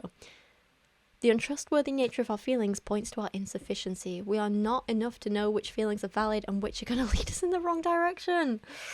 Oh, that last point is not true if you actually do the self-work to be able to analyze that stuff yourself and understand yourself enough and have a bit of self-awareness. God's sake, she's so frustrating. Next up, we have a chapter on body positivity, which I almost didn't want to read because I knew how bad it would be. Just to make my own stance on this all very, very clear, because people seem to misunderstand and like to say things like, I will see people just talking about me on random forums online and be like, Rachel hates fat people, and then they say that I said a bunch of stuff that I've never said. And sometimes I'm like, are you sure you're not getting me mixed up with someone else? But anyway, but no, I absolutely don't. No. I thoroughly believe that everyone can and should feel really good in their bodies, no matter what their body looks like. I thoroughly believe that what is healthy looks different on every kind of person. I thoroughly believe that you can feel amazing I thoroughly believe that you deserve to feel amazing even if you're not healthy. And I thoroughly believe that all body types should be represented across different media, but I'm also okay if some brands or pieces of media only want to show a couple of body types because that's their niche, you know? I mean, we have plus-size clothing brands for a reason, right? And yeah, I can't wear their clothes, but that's absolutely fine. Good for them. All that said, I also don't think it's okay to be promoting unhealthy lifestyles on a large platform, whether that unhealthy lifestyle is disordered eating, telling people to starve themselves, bragging about binge eating, only eating junk food, showing off that you're smoking, taking drugs repeatedly, abusing alcohol. I do think promoting that stuff is bad. That said, I also have really conflicting feelings, because I feel like just because someone might have an unhealthy lifestyle themselves, that doesn't mean they shouldn't have a platform. Especially because when you start kind of policing that sort of thing, you don't know who's healthy and who isn't. You can't tell how healthy a person is by just looking at them. So how would you ever control that? And even if people are ill or unwell or unhealthy, that doesn't mean they shouldn't be allowed a platform to talk about other things or do other things or whatever, you know? Again, but the conflict comes in because I feel like we have to be careful when that platform is used specifically to promote unsafe and unhealthy behaviours, like binge eating or providing thinspo or promoting heavy drug use or anything in between, you know? But I feel like there's a way to call out that behaviour without calling out the existence of a person. All that said, people who might be technically unhealthy, like I say, can still be beautiful and still 100% without question deserve to feel beautiful in themselves. So that's generally where I stand on it, I think. It's complicated, obviously. Some people don't even like me using the words healthy or unhealthy. And I'm like, but I think we can all agree that, for example, abusing drugs is unhealthy. So I'm not going to, like, pretend it's not. Anyway, let's get back to what Allie says. Allie says that when she was pregnant, she put on a bit of weight, which is completely normal, right? However, a bunch of people body shamed her online, which is horrible and she didn't deserve that. But have you noticed it's really, really common for conservative women online to get that? Like, again, this is where I'm kind of conflicted, right? Because on the one hand, no person deserves to be treated like that and made to feel like that. On the other hand, a lot of the women who are getting that have done it to other women and have fostered an audience that they encourage to do that. So, I don't know. It's very conflicting. Anyway, Allie says it made her cry, which is horrible. Again, no one deserves that. She acknowledges that she could have gone down the what she calls body positivity route, which we all know means accepting your body the way it is, learning to love it and appreciate it, because she's doing amazing and it's an incredibly difficult thing to have a child. And, you know, to me, body positivity means continuing to appreciate and nourish your body and look after herself and the baby and all that sort of thing. You know, to us hearing body positivity route, this would have meant realizing that what she thinks about her body is far more important than what other people think of it. It would mean finding your worth in more than just what other people think about how your body looks, right? But Allie says she didn't do this. She didn't go down the body positive route because instead she chose to remind myself of deeper truths. God made me and has blessed me with a child, and he masterfully created my body with the ability to carry her this far. Sure, I could have eaten more salads and worked out more often, but I can't change that now. I have greater tasks before me than obsessing over the comments of strangers. I'm to be the best wife and mum I can be, working hard and remembering where my worth lies. So apparently, this is entirely different to body positivity, even though it sounds exactly the same but with a little bit more God. It's like she believes in body positivity, but she doesn't want to use the label, so she just makes up a definition for the label and then does the thing anyway but calls it something. It's dumb. She keeps giving us mixed messages. She writes things like, I truly appreciate how our society has evolved in the representation of different shapes and sizes on social media and advertisements. It's true that a size 2 doesn't have a monopoly on beauty. Absolutely true. Though there have been instances of the body positivity corner of the internet condoning what appear to be unhealthy lifestyles, I think the new steps towards unphotoshopped and unfiltered depictions of a variety of real women are steps in the right direction. Again, also absolutely true, but weird when she photoshops the hell out of her photos. Anyway, she says, the problem is the message this movement seeks to convey, which is the lie we've been uncovering this whole chapter. You're perfect the way you are. Again, our perfection is not where we find our comfort, and when we try, we end up more insecure and sad than we were before. So, I'm confused, Allie. Should we or should we not be okay with our bodies? It's like she's saying we should accept ourselves the way we are, but just not like it, you know? Is that what the problem is? She just doesn't want anyone liking themselves? Like, she's saying don't change anything as long as you stay miserable. That's what's important. You can have an objectively perfect body, but as long as you don't feel confident in it and trick yourself into thinking you're imperfect, that's all that matters. Madness. Absolutely madness. Myth 4 she tries to debunk is you're entitled to your dreams. This chapter opens with Allie telling a story of how she was given a lot of opportunities as a kid and as a young woman without having to do much work. She says, all of this reinforced the idea I'd unknowingly held onto my whole life. I'll be able to do the things I want without having to try too hard. It was part of the belief in the lie that I was enough, that I was perfect as I was, that my heart was worth following and my truths worth manifesting. So apparently her laziness and naivety mean self-love is bad. Like, make it make sense. And also, how can she, like, early be like, privilege isn't real, and then she's here being like, I was incredibly privileged, and that's why self-love is bad. Oh, for God's sake. I just feel like I'm going a little bit crazy here. She then tells a story of getting a job that she wasn't qualified enough for, and she messed up the job. And this means that she's learned she's not entitled to success, which is absolutely true. But I don't see what this has to do with self-love and how she manages to bring it back to this idea that self-love is bad. her conclusion in all this is basically that if we encourage people, especially women, to work hard and follow their dreams and try to achieve things, that's a bad thing. She thinks that if you tell someone you deserve to have everything you want, that means you're promoting the idea that things should just be handed to people and you're telling them that they can get anything they want without working for it. Which again might be how Allie grew up with her privilege and everything, but I think most of us in the real world know this isn't the case. And I think for most of us, when we hear statements like you deserve to have everything you want, we hear that and we think, you're right, you know what, I do deserve to give this a go, take the opportunities I can and see where hard work leads me.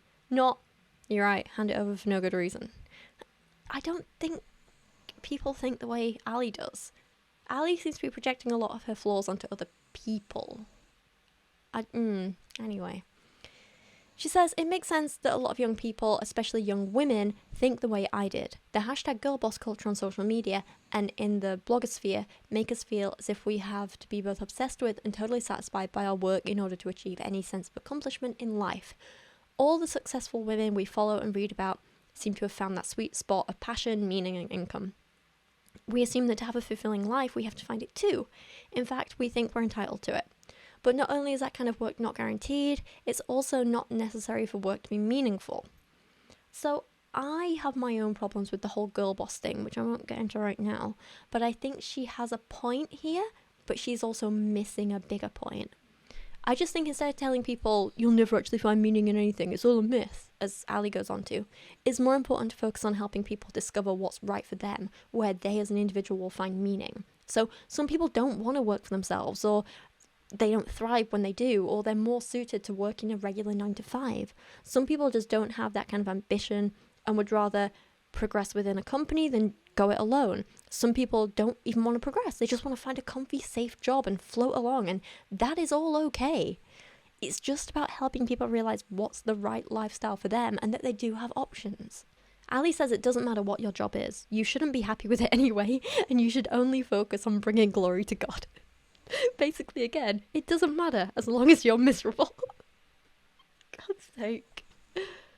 She goes on to say, this means that whether you're a CPA, a botanist, a janitor, a secretary, or a graphic designer, your work can matter and bring glory to God. Glorifying work doesn't have to earn a paycheck either. Stay-at-home mums, caretakers, and volunteer workers can still fulfill the qualifications for God-honouring work by working diligently to help those around them. There's a subsection of our generation that believes work isn't inherently important, that we should only be obligated to do what brings us joy, whether it meets a market need or not. The rise in socialism has brought this idea mainstream. It's quite funny because it could be argued there's absolutely no market need for what you're doing, Allie, and yet you still do it. All of this means that work is neither nothing nor everything. The vagueness, come on. It's the vagueness, it's the stating the obvious, it's the... this is a typical self-help book, isn't it? Work matters, but it can't fulfill us forever. The self-love culture in which we live simultaneously tells us that we don't need work to have a meaningful life and that our jobs are our identity. Kind of like what you're doing now. God's word says the opposite. Work is necessary, but it's not enough to satisfy us. As someone who, after taking a bite of humble pie and learning not everything's going to come easy for me, now has a career in everything I've wanted, I know this from experience. It's almost like we should allow different options for different people, right? Wild. No, just do what Allie says and never be happy. She says, today's feminism tells us that a career is necessary to our happiness, but it's just not true. No, it doesn't. Feminists don't say, I'm a feminist, I don't say that. Like, this is all a straw man. Moving on. Allie says, I love what I do. I get to talk with people like you, not like me, love, about things that have eternal significance. I honestly can't believe God has allowed me to do so much of what I'm passionate about. But take it from someone who has her dream job. You will get here and realize it's still not enough. The pessimism. You, your talents, your goal-reaching abilities, your dreams still aren't enough. If your plan is to make your success your identity, you'll end up empty. Maybe your dreams have nothing to do with a job. Maybe your dream is to be a wife and mum. While these responsibilities matter immensely and will bring you joy, even these can't fill you completely. No person and no role can replace the longing our Creator alone can meet. God made us for Him, not the other way round. He exists as a king to be worshipped, not a genie who grants us our dreams and wishes. When we follow Him, He promises us not to give us everything we want, but something far better, Himself. God, it just sounds miserable. Miserable.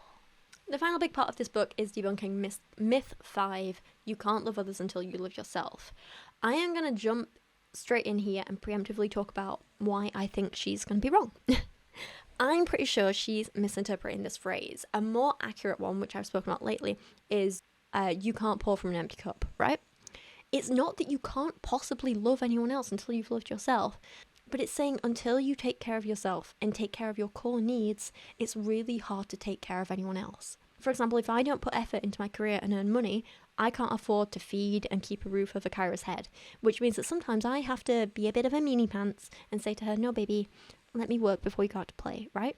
And in that moment, it might seem selfish to her because I'm ignoring her. But long term, it's for her benefit, because if I don't postpone that playtime and get that work done, she doesn't get fed and she doesn't get looked after, and we can't do any more playtimes, you know? Another example might be a parent might need to make sure they're feeding themselves properly and getting enough sleep if they want to be able to look after their kids properly. A person might need to ensure they're earning X amount of money and that they're financially stable before they can be expected to donate anything to charity, whether that's money or their time. If you're looking for a relationship, you might want to do some emotional work on yourself before you open yourself up to a partner.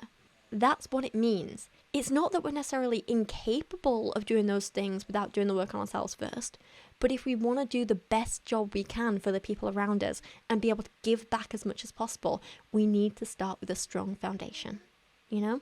You can't be expected to lug bricks around and build a house if you haven't been eating and nourishing your body. It's exactly the same thing with all aspects of our mental and physical health. Allie chooses to start this chapter in an interesting way, though, by comparing the mindset of, you need to look after yourself before others, to money-hungry millionaire Joel Osteen. She says, Victoria Osteen, the wife of mega-church pastor Joel Osteen, says, the bottom line is you can't love others if you don't love yourself first. Her husband has preached the same. If you don't love yourself in the right way, you can't love your neighbour.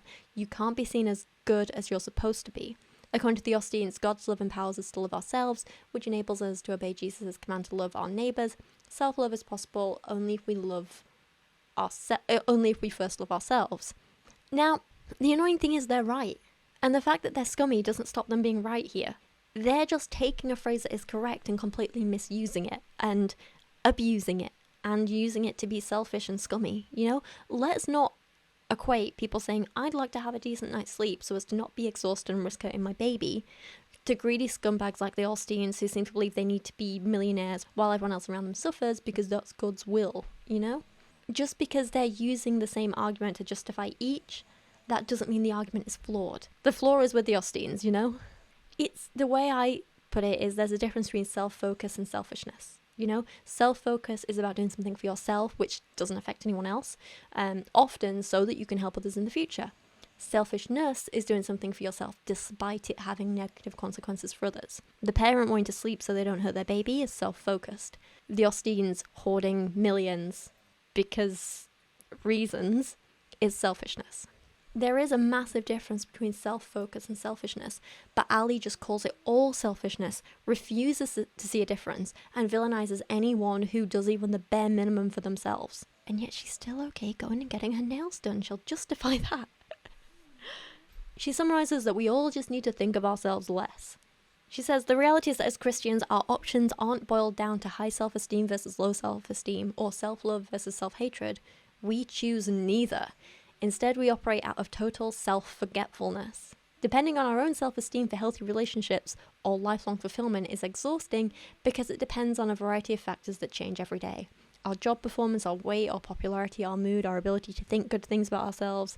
Instead, we choose self-forgetfulness and we replace our self-love with God's love, which is dependent on a factor that will never change, our salvation in Christ. Contradicting everything our culture tells us, it turns out the prerequisite for real love is self-forgetfulness, not self-love. So apparently, according to Allie, we'll all have longer-lasting relationships if we just forget we exist and never try and have any of our needs met and just float along barely existing. I mean, sure, that relationship might last longer, but is it going to be a happy relationship? Is it going to be a fulfilling relationship? Why do so many fundies think that the measure of a good relationship is simply how long it lasts instead of how beneficial it is to the people involved? It's wild, right? She goes on to say the same Jesus calls us not to self-love, but to self-denial and full obedience. He doesn't tell us to learn to love ourselves before we love other people, because his love for us is more than sufficient to equip us to love those around us. Except this doesn't work in practice, does it? If a parent's exhausted to the point of passing out while holding a baby, then it doesn't matter how much they believe Jesus loves them. The fact they've not been able to take time to sleep and look after themselves now puts their baby in danger. Whether they believe God is real or not going to be helping in that situation, is he? She says, believing the lie that we have to love ourselves before we love other people will cause us to miss out on the most joyful experiences of our lives. And even more important, there are people whose needs won't be met because we're too busy meeting our own needs to pay attention to theirs. I disagree. This might be a consequence of selfishness, but not of self-focus. If we don't take care of our basic needs like our health and well-being, then there are people whose needs won't be met because we won't be well enough to fulfill them, not the other way around. It's that simple. She says that people who suffer from our narcissism are the most vulnerable. The idea that you can't love other people until you love yourself reeks of entitlement and elitism. While we're busy trying to come to terms with cellulite on our thighs, there are people who are desperately hurting, lonely, and in need of our love and care. And I'm like, is this a joke? The only elitism here is from Allie, if she really thinks you can't love others until you love yourself, is about cellulite. It's more like you can't be expected to give to charity if you don't have enough money to feed your own family, you know? It seems to me that she's never had to deal with any type of poverty or debilitating health problems, so she doesn't know what it's like for actual people. Again, the only entitlement and elitism here is from her. Most people have bigger problems than cellulite. She says, I'll be the first to admit I fail at this often. I choose selfishness. I choose convenience. I choose to love myself more than I love other people. I'm greedy with my time and stingy with my energy. I want comfort, safety, and happiness. I don't want to expend too much for other people at the risk of feeling burned out. It's so easy to get caught up in the business of our own lives and forget that there are others who desperately need our love, time, and resources. And you know what? This is the first thing that she's written in this book that I think is fully honest and believable. But at the same time, like, let's be honest, it's not the worst thing ever. It is okay to be a little selfish sometimes, to be a little self-focused. It's okay to mess up, to forget things, to prioritize yourself. It's part of being human, and it is absolutely not the worst thing in the world. You don't deserve to beat yourself up in shame over it. Then, of course, we get to the bit where she's like, if you wait to get married or you never get married, then you're selfish. We all knew it was coming.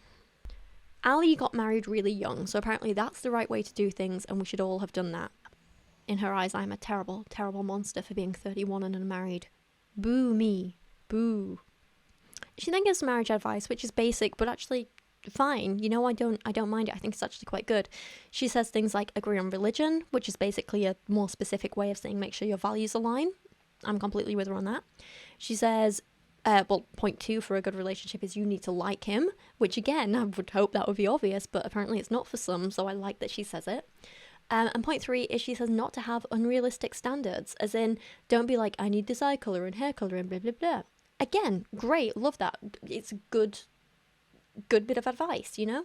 She says it's not selfish to ask yourself if the person you're dating makes you happy, which is really refreshing to read from a conservative Christian like her, to be honest. I've got to give her credit where it's due. And another thing she says, here's what I've told more young women than I can count. You should not be convincing yourself you want to be with him. Likewise, you shouldn't have to persuade him to be with you. Again, genuinely good advice. Brilliant. Love it. The problem comes when she starts to be like, listen to my advice and no others. So she says, the culture of self-love tells us life's too short to stay in a marriage that doesn't make us happy. As a post on the self-love account at Female Collective argues, reminder, relationships are supposed to make you feel good. That logic only makes sense if the self is the highest priority. But if everyone really thought that way, we'd all end up alone.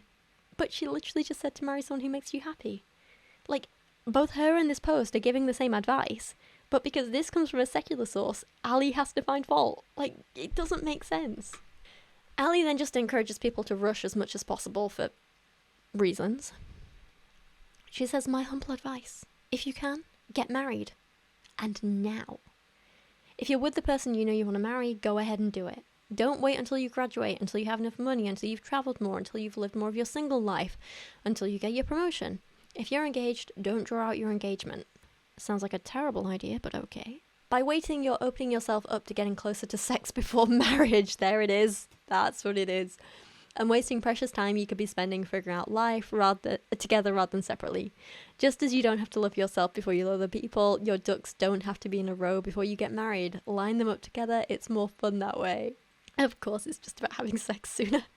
Who cares about figuring out if you're compatible long term before making a lifelong commitment? The sooner you do it, the sooner you can have guilt-free sex. Then figure out if you'll be miserable together later, and don't change it because you're stuck with them.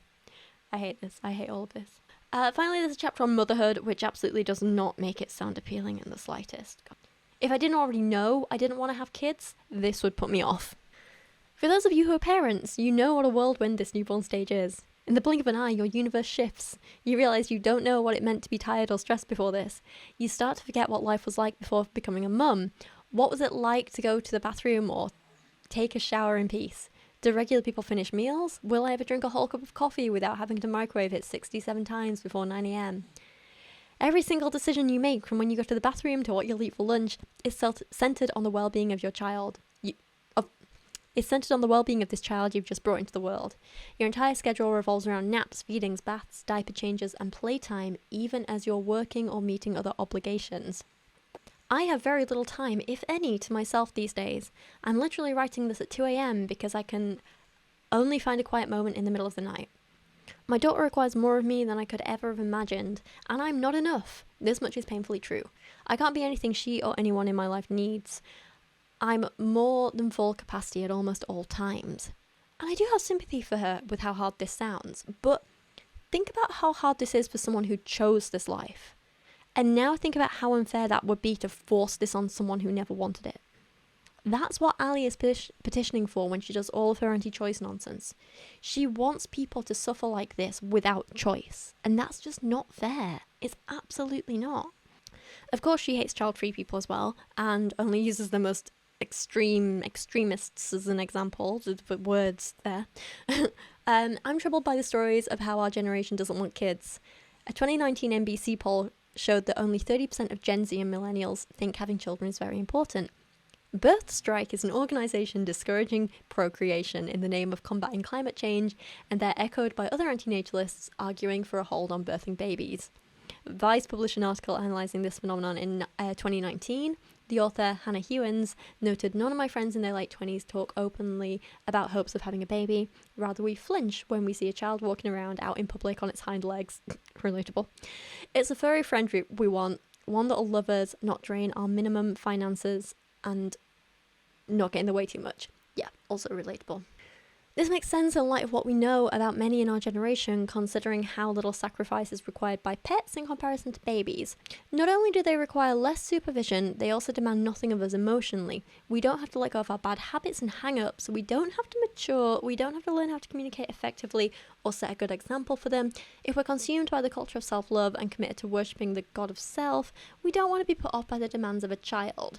Now, I will admit, there is less sacrifice for a pet than a baby, I get that. Like, when I adopted Kyra, I didn't have to damage my body and risk my life. Absolutely. I can, it's much easier to, find a pet sitter than a babysitter. It's easier to leave her with my parents for a week if I want to go on holiday. It's, if I want to go out to the pub for an hour or two, I can do that and leave her alone, it's fine. So there are less sacrifices like that. But also, have you ever had a dog? A good dog parent, or pet parent in general, knows that you absolutely do have to do things like give up bad habits if you want to look after your dog. I remember I was at the vet with Kyra for her arthritis, and we were in the waiting room, and this pug came in because he'd eaten a sock, and the receptionist said this was the 3rd time in a year. If that owner had, 1, bothered to train their dogs, and 2, quit their bad habit of leaving dirty socks lying around, that wouldn't have happened. If you don't fix your bad habits, you may end up harming your pets. Another example, if you smoke a lot and you do that around your dog, that can negatively impact your dog's health. Sort your bad habit out, save your pet's life. And dogs and other pets absolutely do have emotional demands. They do need you to love them, care for them. Some dogs like physical pets and touching. Some need you to keep out their personal space. Either way, it's a big emotional investment. You do need to learn how to communicate with your dogs and teach them to communicate with you. You absolutely do have to be mature enough to be a responsible pet owner, and you do have to set a good example by training them well and sticking to it. I hate that people like Allie, who clearly know nothing about how to raise an animal properly, get all judgy being like, you don't have to do these things. Yes, you do, if you want a healthy, happy pet. I mean, you technically don't have to do those things for human kids either. But again, you do if you want a healthy, happy human. Same things. Different specific skills, but same thing overall, you know? She says, here's a hot take on that. The intense love many young non-parents feel for their pets is probably just an expression of their natural biological instinct to care for a child. I think about the shifts that happened in our own lives when our baby was born. As much as my husband and I love... Oh, God, they had pets. That concerns me. Those poor pets. As much as my husband and I love our pets, they were both quickly relegated to second fiddle... They were both quickly relegated to second fiddle when we brought our daughter home. Again, those poor pets. Though I insisted while I was pregnant that wouldn't be the case, I could never have guessed the love that we felt the second our baby came into the world would be also consuming. While our pets are still well cared for, they're significant... Oh, baby, you okay? You getting ready for a wee? Yeah? 1 second, baby. While our pets are still well cared for, their significance to us doesn't come within light years of our love for our daughter. Now, people who ditch their pets after having a baby are the worst. Also looking at you, Paul and Morgan. I have seen plenty of people who've had kids and still love their animals just as much. It is possible. Not everyone is a monster. I'm not going to deny, though, that there may be a part of my brain which, in others is wired to love a baby, is instead for me wired to love animals. But I feel like that's just who I am. But a pet isn't like a replacement for a baby, and it's definitely not a temporary replacement for a baby. Like, I know if I had a baby, I would not be a good mother. I would be miserable. It would not have a good enough life.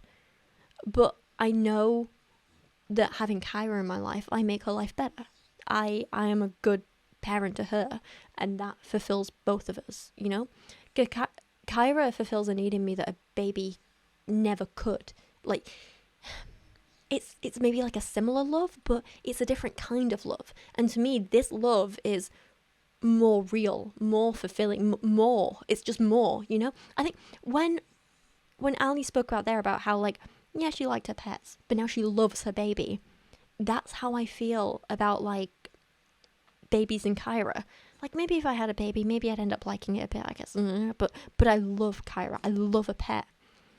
If she can acknowledge that it happens that way around, why can't she acknowledge it for summer visits the other way around, you know? Like, I know, baby. Give me 2 seconds, I'll take you out. I love you. I love you.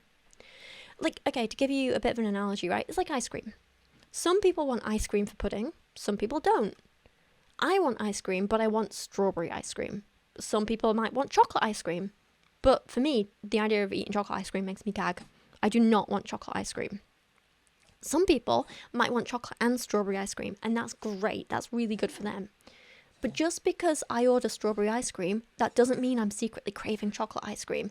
And that doesn't mean if you try to force me to eat chocolate ice cream instead, I'd be like, ooh, this is just as good as strawberry. No. And that also doesn't mean I'm trying to, like, replace a hole that chocolate ice cream has left in my life. I simply don't have a desire for chocolate ice cream. And if the strawberry ice cream ever runs out, I'd rather have no ice cream than be forced to eat chocolate ice cream.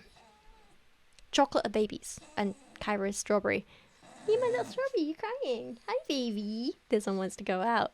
Oh, bless her. No ice cream just means being alone. Right, I have 2 pages left to film. 2 pages. Should we take you out for a wee first, and then I'll record this when I get back? Yeah? Yeah? My little demanding one? Love you. Okay, I'm back. Right, so Allie goes on to say, and that's how it should be. Humans, especially our humans, should be more valuable to us than animals. Ugh. Not only because people are uniquely made in God's image, but because he made us to need human relationships, intimate family relationships, not just companionship with our pets. Pets are family, you monster. Christians have an obligation to demonstrate to the world the special value of human beings, and specifically of children. I really dislike her. Really dislike her. She goes on to say abortion culture is rampant. As organizations like Planned Parenthood and NARAL, I've not heard of that one, work tirelessly to sanitize and even glorify the procedure that kills a defenseless baby, renaming it as freedom and choice. Their language, propagated by a leftist-dominated media, perpetuated in schools and strewn across the social media, has influenced a generation of young girls to believe that the life inside them that they help create is nothing more than a parasite to be discarded as they please. Sorry, but needing healthcare isn't culture. I'm not part of a smear test culture or a yearly breast exam culture because I have to go have those medical treatments. Just like a person who needs an abortion is not part of abortion culture. That is not a thing. And again, it's not killing a defenseless baby. It's halting the development of non-sentient cells and inducing the uterine lining to shed. Later term abortions, which are incredibly rare, may potentially be carried out on fetuses which are sentient, but those are only done as a last resort because the fetus was already going to die or the mother was likely to die. Those are done to minimize suffering, nothing more, and they're done with pain relief, they are done with care. They're euthanasia, not murder. It's just a fact.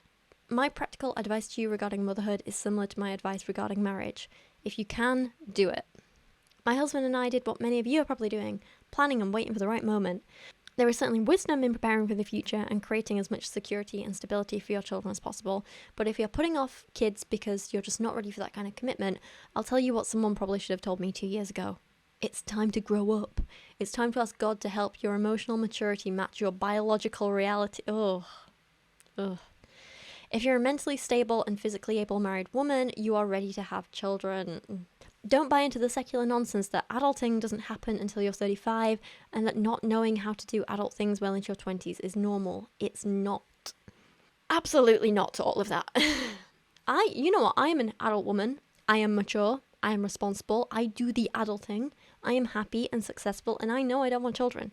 I'm not putting it off because I'm immature. I'm making an informed decision about my life and choosing to do what is best for me and the people around me. Why is that so hard for someone like Allie to understand? And also, let's not forget that a lot of the women who have abortions are women who have already had a number of children and simply can't have any more, whether that's for financial reasons, emotional reasons, biological reasons. Like, come on. She ends the chapter with, God, the most depressing line. You're not enough. You've never been enough. You will never be enough. And that's okay. And then the conclusion to this book is just a page and a half of repeating all of this nonsense, nothing actually new. Okay, and there we go. That is Allie's book, You're Not Enough. Overall, it could have been half the length it was. It wasn't as poorly written as some Fundy books, but I think that might be down to it having an actual publisher and editor. So, good job there, Penguin. However, terrible job publishing this nonsense. There were some parts that I skipped over in this review, like I didn't mention the repeated transphobia because there was no need for her to keep repeatedly being so awful, that there was no need for it, and I didn't feel the need to keep speaking about it because it was horrible. Like I didn't feel the need to keep repeating it because you don't need to hear it. That's what I'm trying to say. Words. There are a few other like anti-choice bits that I skipped as well because there's no need to keep repeating it. Mostly though, I was shocked by how bad this book was. I'd heard it wasn't great, and yet I still kept seeing it on recommended lists of self-help books. So I thought, well, it can't be that bad. Like, maybe it'll just be like one or two lines here and there, like a few bad paragraphs. No. I was thoroughly shocked by how much hate, misogyny, and bigotry was in here. Overall, would not recommend. Like I say, she does have a second book called Toxic Empathy. I thought it was already out for some reason, but I don't think it is. Hang on. Oh, this is why. It came out 5 days ago. Okay, this makes a lot of sense. I genuinely thought it had been out for like a year or something. That's why everyone's talking about it now. It came out 5 days ago. Okay, this makes sense. This makes a lot of sense. So her new book is Toxic Empathy, How Progressives Exploit Christian Compassion. What Christian compassion? You don't have any compassion, Allie. Come on.